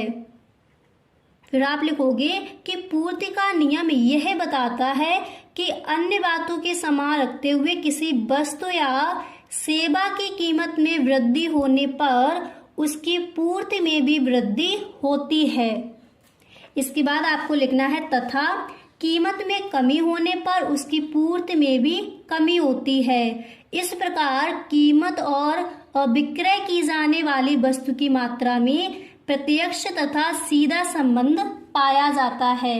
तो पूर्ति का नियम क्या है, इस तरह से आपको इसकी परिभाषा, इसका अर्थ इस तरह से आपको बताना है। अच्छे से समझ आ गया। नेक्स्ट देखते हैं। अगला प्रश्न था आपका कि मितव्ययिता का विरोधाभास क्या है। मितव्ययिता का विरोधाभास क्या है, इसको समझिए। तो इसका आंसर हो जाएगा कि एक परिवार के संबंध में जो बात सही है वह संपूर्ण अर्थव्यवस्था के संबंध में सही हो, यह आवश्यक नहीं है। एक परिवार में आय उसके व्यय से अधिक होनी चाहिए, अर्थात उसे बचत करनी चाहिए। किंतु यदि अर्थव्यवस्था में सभी लोग अपनी आय से बचत के अनुपात को बढ़ा दे तो अर्थव्यवस्था में बचत के कुल मूल्य में वृद्धि नहीं होगी, क्योंकि बचत के अधिक हो जाने पर आय का स्तर कम हो जाएगा और इसके फलस्वरूप बचत का स्तर भी गिर जाएगा और अर्थव्यवस्था की कुल बचत में कमी हो जाएगी। इसे ही मितव्ययिता बचत का विरोधाभास कहते हैं। अच्छे से समझ आ गया। तो ये आपको लघु उत्तरीय प्रश्न तैयार करनी है। अब इसके बाद यहाँ पर देखिए विस्तृत उत्तरीय प्रश्न। तो यहाँ पर देखिए आपका फर्स्ट दिया गया है कि बजट क्या है, बजट की संरचना यानी संगठन पर प्रकाश डालिए। ये है आपका विस्तृत उत्तरीय प्रश्न, इसको आप तैयार करेंगे। ओके, तो इस क्वेश्चन को आप तैयार कर लेंगे। तो यहाँ पर आप एक बार देख लीजिए, अगर आपको स्क्रीनशॉट लेना है तो इसका आप स्क्रीनशॉट भी ले सकती हो।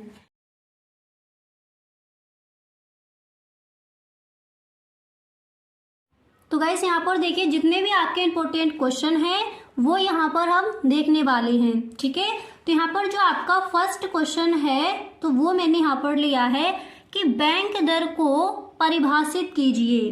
क्वेश्चन क्या है आपका, बैंक दर को परिभाषित कीजिए। ये जो आपका क्वेश्चन है ये आपका पूछा जाएगा अतिलघु उत्तरीय प्रश्न में।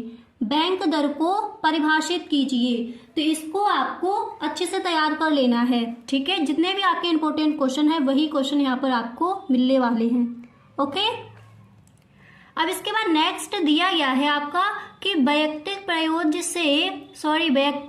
प्रयोज्य आय से क्या आशय है। ये आपका सेकंड क्वेश्चन है, इसको भी आपको तैयार कर लेना है। ये भी कई बार आपका बोर्ड एग्जाम में आज किया गया है। ठीक है, तो बैंक दर को परिभाषित कीजिए, इसको आप तैयार करेंगे।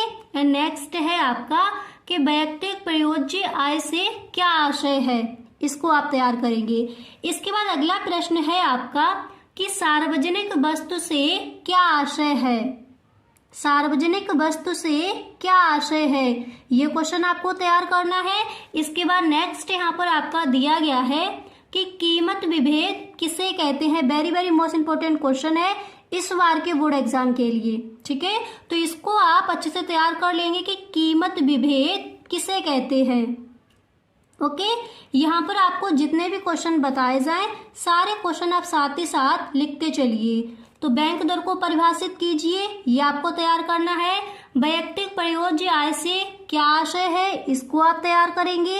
एंड इसके बाद नेक्स्ट है यहाँ पर कि सार्वजनिक वस्तु से क्या आशय है, इसको आप तैयार करेंगे। एंड नेक्स्ट है कीमत विभेद किसे कहते हैं। इसके बाद अगला गाइस, अगर आप अभी तक इस वीडियो में बने हुए हो तो आई होप आपको वीडियो पसंद आ रहा होगा। अगर आपको सच में ये वीडियो अच्छा लगा है तो आप इस वीडियो को एक लाइक जरूर कर दें और यदि आप इस चैनल पर पहली बार आए हो तो इस चैनल को सब्सक्राइब कर लेना, बेल आइकन को भी प्रेस कर देना ताकि वीडियो की जो भी नोटिफिकेशन हो वो सबसे पहले आपके पास पहुंचे। इसके बाद नेक्स्ट प्रश्न आपका यहाँ पर दिया गया है कि शुद्ध राष्ट्रीय उत्पाद से आप क्या समझते हैं। शुद्ध राष्ट्रीय उत्पाद से आप क्या समझते हैं, इस प्रश्न को आपको तैयार करना है। ओके, इसके बाद अगला प्रश्न है आपका नेक्स्ट यहाँ पर है कि प्रति व्यक्ति आय से क्या आशय है।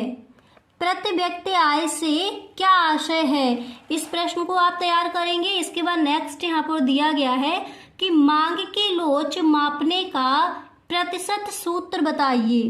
कई बार ये आपका जो क्वेश्चन है वो आज किया गया, पेपर उठाकर देखना, कई बार ये प्रश्न देखने को मिला है कि मांग की लोच मापने का प्रतिशत सूत्र बताइए। ठीक है, इसको आप तैयार करेंगे। एंड इसके बाद नेक्स्ट है मुद्रा के 3 प्रमुख कार्य लिखिए। Very very most important question है, अच्छे से इसको आप तैयार कर लीजिए। मुद्रा के प्रमुख कार्य आपको याद कर लेनी है। ठीक है, इसके बाद अगला प्रश्न है आपका कि सीमांत उपभोग प्रवृत्ति क्या होती है। सीमांत उपभोग प्रवृत्ति क्या होती है, इसको आप तैयार करेंगे। एंड इसके बाद अगला प्रश्न है आपका, यहाँ पर आप देख सकती हो कि सीमांत लागत क्या है। ये आपका वेरी मोस्ट इंपोर्टेंट क्वेश्चन है, सीमांत लागत क्या है। ठीक है, ये आपको बताना है। एंड इसके बाद अगला प्रश्न है आपका कि एकाधिकार की परिभाषा दीजिए। इस बार के बोर्ड एग्जाम के लिए ये आपका जो क्वेश्चन है इंपॉर्टेंट है, एकाधिकार की परिभाषा दीजिए। ओके, एंड इसके बाद अगला प्रश्न है आपका कि बजट रेखा को परिभाषित कीजिए। ठीक है, नहीं तो आपका इस तरह से आ जाएगा कि बजट रेखा से आप क्या समझते हैं। बजट रेखा का अर्थ लिखिए या फिर बजट रेखा को परिभाषित कीजिए। ओके, इस तरह से आपका क्वेश्चन आज किया जाएगा, तो अच्छे से आपको इसको भी देख लेना है। एंड इसके बाद नेक्स्ट आपका दिया गया है कि व्यष्टि अर्थशास्त्र क्या है। व्यष्टि अर्थशास्त्र क्या है, तो व्यष्टि अर्थशास्त्र की आपको क्या करना है, डेफिनेशन अच्छे से याद कर लेनी है। ओके, इसके बाद अगला प्रश्न है आपका नेक्स्ट यहाँ पर दिया गया है कि आधुनिक युग में उत्पादों के साधनों के नाम लिखिए। आधुनिक युग में उत्पादों के साधनों के नाम लिखिए, ये प्रश्न आपको तैयार करना है। इसके बाद अगला प्रश्न है आपका पूर्ण प्रतियोगिता की 3 विशेषताएं लिखिए। अभी जो आपका बोर्ड एग्जाम हुआ था इसमें ये क्वेश्चन आपको आज किया गया है, पूर्ण प्रतियोगिता की 3 विशेषताएं लिखिए। ओके, तो ये भी आपको तैयार कर लेनी है, इस बार भी पूछी जा सकती है। ठीक है, अभी जो आपका बोर्ड एग्जाम हुआ था उसमें आपका ये क्वेश्चन आज किया गया था, पूर्ण प्रतियोगिता की 3 विशेषताएं। लघु उत्तरीय प्रश्न में ये आपका प्रश्न रखा गया था। एंड इसके बाद अगला प्रश्न है आपका कि भुगतान शेष संतुलन से क्या तात्पर्य है। ये क्वेश्चन भी आपका 2023 के बोर्ड एग्जाम में आज किया गया था। ठीक है, भुगतान शेष संतुलन से क्या तात्पर्य है, इंपॉर्टेंट है, इसको भी आप तैयार कर लेंगे। एंड इसके बाद नेक्स्ट है कि बाजार का अर्थ लिखिए। बाजार का अर्थ लिखिए, ये क्वेश्चन भी आपका आज किया गया था 2023 के बोर्ड एग्जाम में। ओके, तो इसको भी आपको तैयार कर लेना है। जैसे इस तरह से आपका पूछा गया था बाजार का अर्थ लिखिए, अगर इस बार भी ये क्वेश्चन आपका आज किया जाता है तो इस तरह से पूछ लिया जा सकता है कि बाजार से आप क्या समझते हैं, या फिर बाजार की परिभाषा दीजिए, इस तरह से। ठीक है, तो इसको भी आपको तैयार कर लेना है।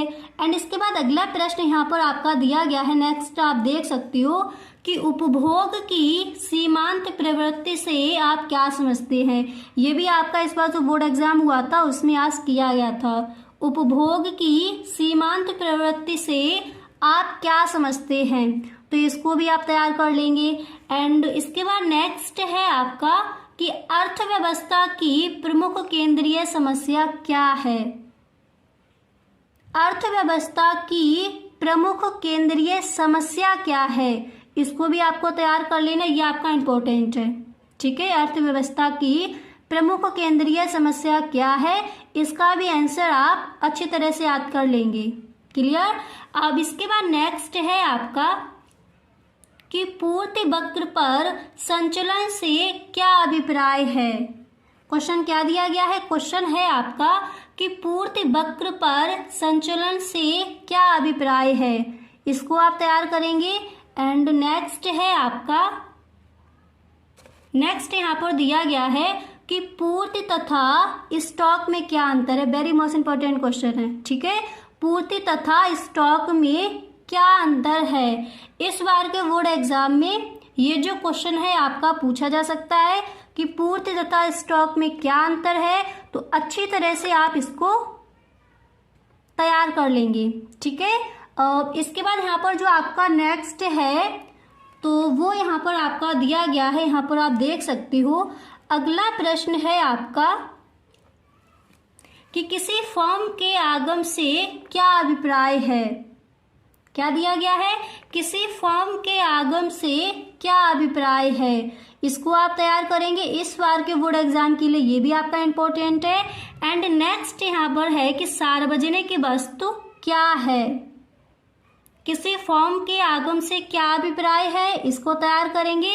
एंड सार्वजनिक वस्तु क्या है, और नेक्स्ट एक आपका यहाँ पर मैंने बताया था वो प्रश्न भी इस बार के लिए इंपॉर्टेंट है कि सार्वजनिक वस्तु से क्या आशय है। एंड सार्वजनिक वस्तु क्या है, इसको आप अच्छे से तैयार कर लीजिए, ठीक है। और पूर्ति तथा स्टॉक में क्या अंतर है, इसको भी आप अच्छी तरह से याद कर लेंगे। एंड मुद्रा के 3 प्रमुख कार्य लिखिए, वो प्रश्न भी आपको अच्छे से तैयार कर लेना है, ठीक है। सीमांत लागत क्या है, वो भी आपका इंपॉर्टेंट है इस बार के बोर्ड एग्जाम के लिए। इसके बाद अगला प्रश्न है आपका कि मांग की कीमत लोच क्या होती है। मांग की कीमत लोच क्या होती है, ये भी आपको तैयार करना है। ये भी आपका इस बार पूछा जा सकता है कि मांग, देखिए मांग की लोच क्या है उसको आप तैयार करेंगे। मांग की कीमत लोच, इसको भी आप अच्छे से तैयार कर लेंगे, ठीक है।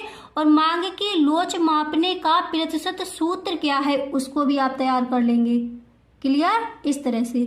अब इसके बाद नेक्स्ट आपका क्वेश्चन यहाँ पर दिया गया है कि व्यक्ति विदेशी विनिमय की मांग क्यों करते हैं।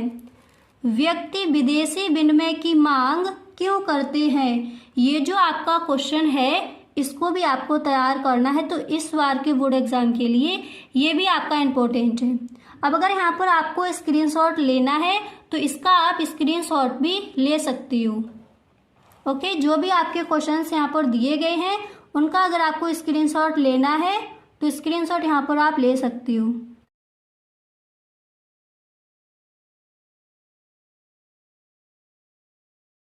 ये हैं आपके इम्पोर्टेंट क्वेश्चन, ओके। जितने भी आपके इम्पोर्टेंट क्वेश्चन हैं इकोनॉमिक्स में वो सारे क्वेश्चंस के बारे में यहाँ पर हम डिस्कस करेंगे। तो यहाँ पर देखिए एक फर्स्ट वीडियो मैं आपका बना चुकी हूँ, उसमें हमने आपको बताया था कि अतलग उत्तरीय प्रश्न कौन कौन से इस बार के बोर्ड एग्जाम के लिए इम्पोर्टेंट हैं, कौन कौन से ऐसे क्वेश्चन हैं जो आपको तैयार करने हैं, ठीक है। तो अगर आपने गाइस वो वीडियो नहीं देखा है तो डिस्क्रिप्शन बॉक्स में लिंक दिया हुआ है, वहां से आप देख सकती हो, ओके।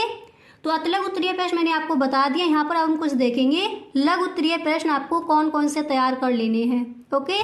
तो यहाँ पर देखिए फर्स्ट आपका दिया गया है कि संयुक्त मांग से क्या अभिप्राय है। कई बार क्वेश्चन आज किया गया, आप पेपर उठाकर देखना, कई बार ये क्वेश्चन आपका पूछा गया है कि संयुक्त मांग से क्या अभिप्राय है। और यही क्वेश्चन आपसे इस तरह से भी आज किया जाएगा कि समग्र मांग से आप क्या समझते हैं, संयुक्त मांग से क्या अभिप्राय है, या फिर इस तरह से आज किया जाएगा कि समग्र मांग से आप क्या समझते हैं। तो इसको आपको तैयार करना है लघु उत्तरीय प्रश्न में, ठीक है। इसके बाद देखिए नेक्स्ट है आपका कि परिवर्ती अनुपात का नियम क्या है। अगर आपने वो वीडियो नहीं देखा है जिसमें अतलग उत्तरीय प्रश्न आपको बताए गए हैं तो इस वीडियो के एंड में आपको वो भी दिखा दिए जाएंगे, ठीक है। जो भी आपके अतलग उत्तरीय प्रश्न है वो भी यहाँ पर आपको दिखा दिए जाएंगे। अगर आपने वो वीडियो नहीं देखा है तो यहाँ पर भी आप उन क्वेश्चंस को देख सकती हो और उनको आप नोट कर सकती हो, ठीक है। ये हैं आपके लघु उत्तरीय प्रश्न। पूरा आपको बताया जाएगा कौन कौन से ऐसे क्वेश्चन हैं जो आपको इस बार के बोर्ड एग्जाम के लिए अच्छे से तैयार करनी है। ठीक है, तो यहाँ पर आपने देख लिया कि संयुक्त मांग से क्या अभिप्राय है। यही क्वेश्चन आपसे इस तरह से भी आस्क कर लिया जा सकता है कि समग्र मांग से आप क्या समझते हैं। इसके बाद नेक्स्ट आप तैयार करेंगे कि परिवर्ती अनुपात का नियम क्या है। इसके बाद अगला प्रश्न आपका यहाँ पर दिया गया है, कुल उत्पादन लागत क्या होती है। कुल उत्पादन लागत क्या होती है, इसको आप तैयार करेंगे। एंड इसके बाद नेक्स्ट है आपका कि अल्पकालीन उत्पादन फलन से आप क्या समझते हैं। अभी जो आपका बोर्ड एग्जाम हुआ था उसमें आपका ये जो क्वेश्चन है वो आस्क किया गया था कि अल्पकालीन उत्पादन फलन से आप क्या समझते हैं। ठीक है, इंपॉर्टेंट है। एंड इसके बाद नेक्स्ट है आपका कि एक पूर्ण प्रतिस्पर्धी बाजार की क्या विशेषताएं हैं। ओके, ये क्वेश्चन है आपका। तो ये इस बार के बोर्ड एग्जाम के लिए very very most important question है। इसको आप सही ढंग से तैयार कर लेंगे। एक पूर्ण प्रतिस्पर्धी बाजार की क्या विशेषताएं हैं। ओके, इसके बाद यहाँ पर जो आपका नेक्स्ट है तो वो दिया गया है कि वास्तविक प्रवाह से क्या आशय है। इसको आप तैयार करेंगे, वास्तविक प्रवाह से क्या आशय है। ओके, इसके बाद अगला है आपका कि समष्टि अर्थशास्त्र क्या है। समष्टि अर्थशास्त्र की विषय वस्तु की विवेचना कीजिए। अगर इस तरह से आपसे ये क्वेश्चन आस्क किया जाए तो ये किया जाएगा आपका विषय उत्तरीय प्रश्न में। और अगर आपसे सिर्फ इतना पूछा जाए कि समष्टि अर्थशास्त्र क्या है या फिर समष्टि अर्थशास्त्र को परिभाषित कीजिए, नहीं तो इस तरह से बोल दिया जाएगा कि समष्टि अर्थशास्त्र से आप क्या समझते हैं, इसकी परिभाषा दीजिए। ठीक है, तब आपका ये प्रश्न आस्क किया जाएगा अतलग उत्तरीय प्रश्न में। और इस तरह से आपका लघु उत्तरीय प्रश्न में भी पूछा जा सकता है और विस्तृत उत्तरीय प्रश्न में भी इस तरह से आपका क्वेश्चन आस्क किया जा सकता है। तो इसको आपको थोड़ा लॉन्ग में याद करना है। ओके, समष्टि अर्थशास्त्र क्या है, समष्टि अर्थशास्त्र की विषय वस्तु की विवेचना कीजिए। इसको आप लॉन्ग में याद करेंगे। ओके, विस्तृत उत्तरीय प्रश्न में भी कई बार ये जो आपका क्वेश्चन है वो देखा गया है। एंड इसके बाद नेक्स्ट है यहाँ पर कि सकल घरेलू उत्पाद से आप क्या समझते हैं। वेरी मोस्ट इंपॉर्टेंट क्वेश्चन है, सकल घरेलू उत्पाद से आप क्या समझते हैं। इसको आप तैयार करेंगे। ठीक है, एंड इसके बाद नेक्स्ट प्रश्न यहाँ पर है, अगला क्वेश्चन है आपका कि राष्ट्रीय आय को मापने की उत्पादन विधि की विवेचना कीजिए। क्या दिया गया क्वेश्चन, राष्ट्रीय आय को मापने की उत्पादन विधि की विवेचना कीजिए। इसको आप तैयार करेंगे। ठीक है, हर प्रश्न को आप मेरे साथ लिखते चलिए और जितने भी क्वेश्चन यहाँ पर आपको बताए जाए इन सारे क्वेश्चंस के आंसर आपको सही ढंग से तैयार कर लेने हैं। ठीक है, इसके बाद जो आपके बायो मॉडल पेपर हैं उनको भी सॉल्व किया जाएगा, फुल सॉल्यूशन आपको मिलेगा। ठीक है, जो भी आपके मॉडल पेपर हैं उनका फुल सॉल्यूशन आपको मिलने वाला है, तो पहले आप इनको तैयार कर लीजिए। ओके, अगर सच में आपको इस बार 90+ स्कोर करना है तो पढ़ाई भी आपको उसी तरह से अपनी करनी पड़ेगी। ठीक है, एंड इसके बाद अगला प्रश्न देखते हैं। तो नेक्स्ट है यहाँ पर कि प्रत्यक्ष और परोक्ष विनिमय में क्या अंतर है। प्रत्यक्ष और परोक्ष विनिमय में क्या अंतर है, इसको आप तैयार करेंगे। एंड इसके बाद नेक्स्ट यहाँ पर दिया गया है, अगला प्रश्न है आपका कि केंद्रीय बैंक के प्रमुख कार्यों की विवेचना कीजिए। केंद्रीय बैंक के प्रमुख कार्यों की विवेचना कीजिए। ये आपका वेरी मोस्ट इंपॉर्टेंट क्वेश्चन है, केंद्रीय बैंक के प्रमुख कार्यों की विवेचना कीजिए। तो इसको आपको सही ढंग से तैयार कर लेना, थोड़ा लॉन्ग में इसको तैयार करना है। ठीक है, पूछा तो ये क्वेश्चन आपका लघु उत्तरीय प्रश्न में ही जाता है। ओके, एंड इसके बाद अगला प्रश्न है यहाँ पर कि उपभोग प्रवृत्ति से क्या आशय है।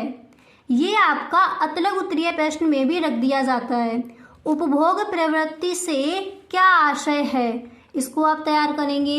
एंड इसके बाद नेक्स्ट है आपका इम्पोर्टेंट है कि राजस्व घाटा और राजकोषीय घाटा में संबंध बताइए। क्वेश्चन क्या दिया गया है, राजस्व घाटा और राजकोषीय घाटा में संबंध बताइए। इंपॉर्टेंट है, अच्छे से इसको तैयार कर लीजिए। ये आपका पूछा जाएगा लघु उत्तरीय प्रश्न में कि राजस्व घाटा और राजकोषीय घाटा क्या है, या फिर राजस्व घाटा और राजकोषीय घाटा में संबंध बताइए। क्लियर, ये क्वेश्चन तैयार करना है। एंड इसके बाद नेक्स्ट है यहाँ पर कि सार्वजनिक वस्तु से क्या आशय है। सार्वजनिक वस्तु से क्या आशय है, इसको आप तैयार करेंगे। ये आपका किसमें पूछा जाएगा, लघु उत्तरीय प्रश्न में भी रख दिया जाता है और लघु उत्तरीय प्रश्न में भी ये क्वेश्चन आपका आज किया जाता है। बट आपका जो ये दिया है कि राजस्व घाटा और राजकोषीय घाटा में संबंध बताइए, ये आपका पूछा जाएगा लघु उत्तरीय प्रश्न में। ओके, एंड इसके बाद अगला प्रश्न देखते हैं। तो नेक्स्ट यहाँ पर आपका दिया गया है कि विदेशी विनिमय दर का अर्थ लिखिए। विदेशी विनिमय दर का अर्थ लिखिए, इस प्रश्न को आप तैयार करेंगे। ओके, अब इसके बाद जो आपका अगला प्रश्न है तो वो यहाँ पर दिया गया है, आप देख सकते हो। नेक्स्ट प्रश्न आपका है कि भुगतान संतुलन से आप क्या समझते हैं। भुगतान संतुलन से आप क्या समझते हैं। ओके, तो आप इस प्रश्न को भी अच्छे से तैयार कर लेंगे कि भुगतान संतुलन से आप क्या समझते हैं, किसमें आएगा, लघु उत्तरीय प्रश्न में ये आपका क्वेश्चन आज किया जाएगा। अब इसके बाद अगला प्रश्न यहाँ पर है आपका कि पूंजीवादी अर्थव्यवस्था की विशेषताएं लिखिए। पूंजीवादी अर्थव्यवस्था की विशेषताएं लिखिए। ओके, ये क्वेश्चन भी आपको थोड़ा बड़ा करके याद करना है। पूंजीवादी अर्थव्यवस्था की विशेषताएं और भुगतान संतुलन से आप क्या समझते हैं, इसको भी थोड़ा आप लॉन्ग में याद करेंगे।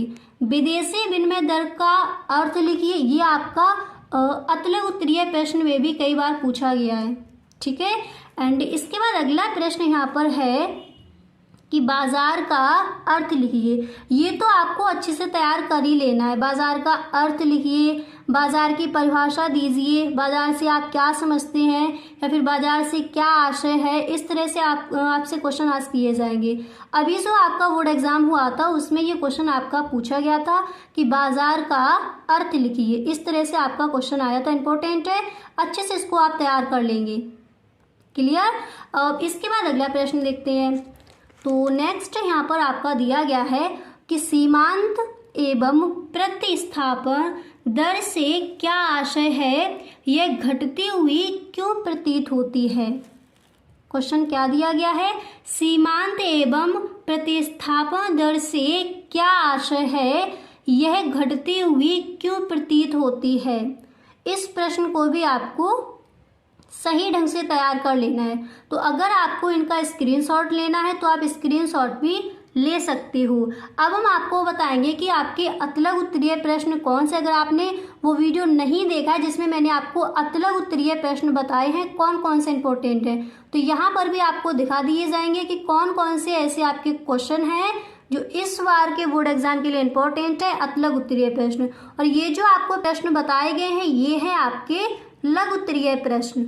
ठीक है, तो चलिए लघु उत्तरीय प्रश्न भी आप देख लीजिए कौन कौन से ऐसे क्वेश्चन हैं जो इस बार के बोर्ड एग्जाम के लिए इंपॉर्टेंट है, जो आपको तैयार करनी है। गाइस, अगर अभी तक आप इस वीडियो में बने हुए हो तो आई होप आपको ये वीडियो पसंद आ रहा होगा।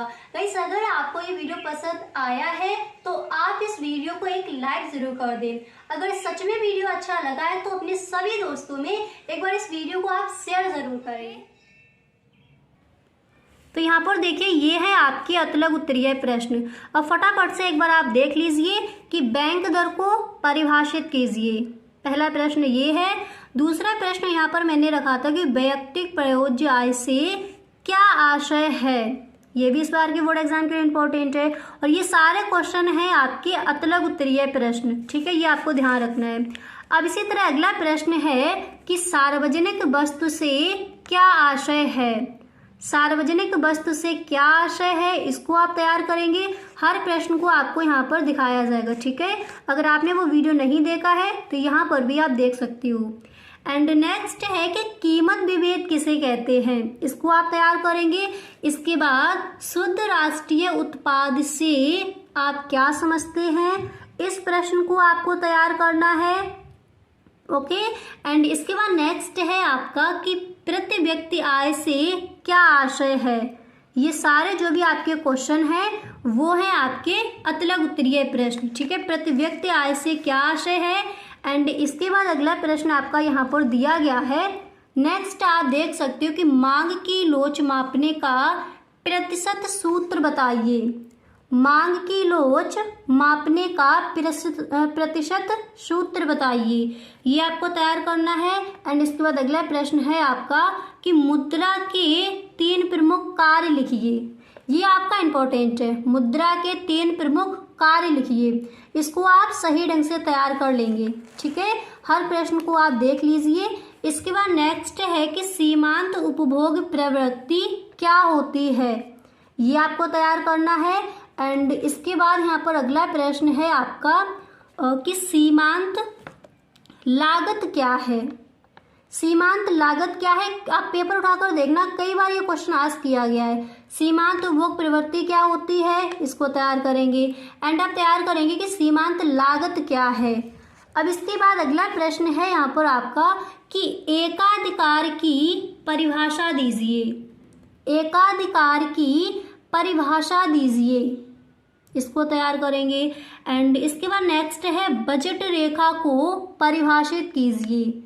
बजट रेखा को परिभाषित कीजिए। ओके, इस प्रश्न को तैयार करेंगे। एंड नेक्स्ट है यहाँ पर कि व्यष्टि अर्थशास्त्र क्या है। व्यष्टि अर्थशास्त्र क्या है, इसको तैयार करना है। इसके बाद अगला प्रश्न है कि आधुनिक युग में उत्पादों के साधनों के नाम लिखिए। इस प्रश्न को तैयार करना है। हर प्रश्न को आप मेरे साथ लिखते चलिए, ठीक है। इसके बाद अगला प्रश्न आपका दिया गया है कि पूर्ण प्रतियोगिता की 3 विशेषताएं लिखिए। पूर्ण प्रतियोगिता की 3 विशेषताएं लिखिए, इस प्रश्न को आप तैयार करेंगे। एंड नेक्स्ट है कि भुगतान शेष संतुलन से क्या तात्पर्य है। अभी जो आपका बोर्ड एग्जाम हुआ था उसमें ये वाला भी क्वेश्चन आपका रखा गया था।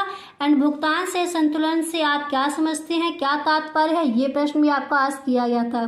बाजार का अर्थ लिखिए, ये प्रश्न भी आपका जो अभी बोर्ड एग्जाम हुआ था उसमें ये प्रश्न भी आपका रखा गया था कि बाजार का अर्थ लिखिए।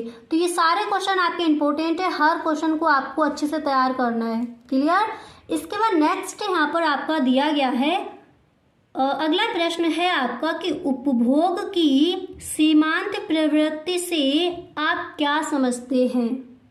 प्रश्न क्या दिया गया है, उपभोग की सीमांत प्रवृत्ति से आप क्या समझते हैं, इसको तैयार करना है। इसके बाद नेक्स्ट क्वेश्चन है यहाँ पर आपका, आप देख सकते हो। अगला प्रश्न है आपका कि अर्थव्यवस्था की प्रमुख केंद्रीय समस्या क्या है। अर्थव्यवस्था की प्रमुख केंद्रीय समस्या क्या है, इसको आपको तैयार करना है। एंड इसके बाद नेक्स्ट है कि पूर्ति वक्र पर संचलन से क्या अभिप्राय है।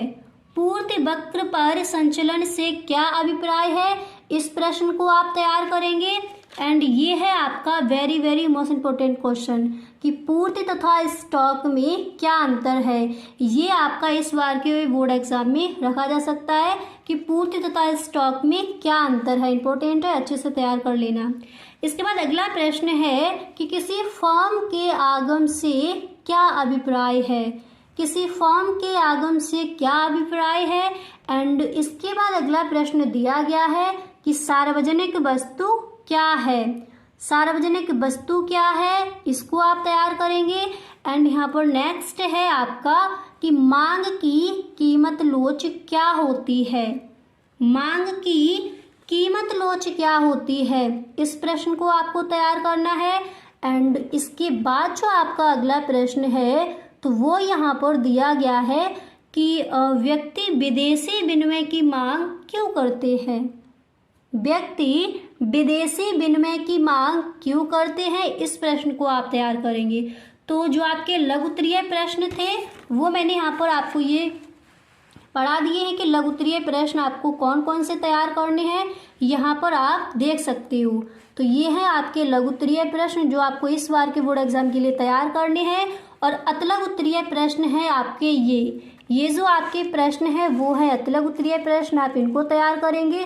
तो आई होप गाइस आपको वीडियो पसंद आया होगा। तो अगर सच में आपको ये वीडियो पसंद आया है तो आप इस वीडियो को एक लाइक ज़रूर कर दें। ओके, तो ये हो गए आपके देखिए अतलग उत्तरीय प्रश्न। और लघु उत्तरीय प्रश्न आपको कौन कौन से तैयार करने हैं तो यहाँ पर हमने ये देख लिए। अब जो आपका नेक्स्ट वीडियो आने वाला है उसमें ये सारे अतलग उत्तरीय प्रश्न, लघु उत्तरीय प्रश्न और विस्तृत उत्तरीय प्रश्न कौन कौन से ऐसे इंपॉर्टेंट है जो आपको तैयार करने हैं वो उस वीडियो में आपको बताया जाएगा। तो अतलग और लघु उत्तरीय प्रश्न आपके यही रहेंगे। विस्तृत उत्तरीय प्रश्न आपको कौन कौन से तैयार करने हैं वो हम आपको नेक्स्ट वीडियो में बताएंगे। इसके बाद आपका जो मॉडल पेपर है उसका फुल सॉल्यूशन आपको मिलने वाला है इकोनॉमिक्स का। तो अगर अभी तक आपने चैनल सब्सक्राइब नहीं किया है तो आप इस चैनल को सब्सक्राइब कर लेना, बेल आइकन को भी प्रेस कर देना ताकि वीडियो की जो भी नोटिफिकेशन हो वो सबसे पहले आपके पास पहुंचे और एक भी वीडियो आपसे छूटे ना। अगर सच में आपको इस बार 90+ स्कोर करना है तो एकदम मेहनत से आपको अभी से अपनी पढ़ाई करनी होगी। ओके गाइस, तो सच में वीडियो पसंद आया हो तो एक बार दोस्तों में इसको आप शेयर ज़रूर करें। Okay, thank you so much.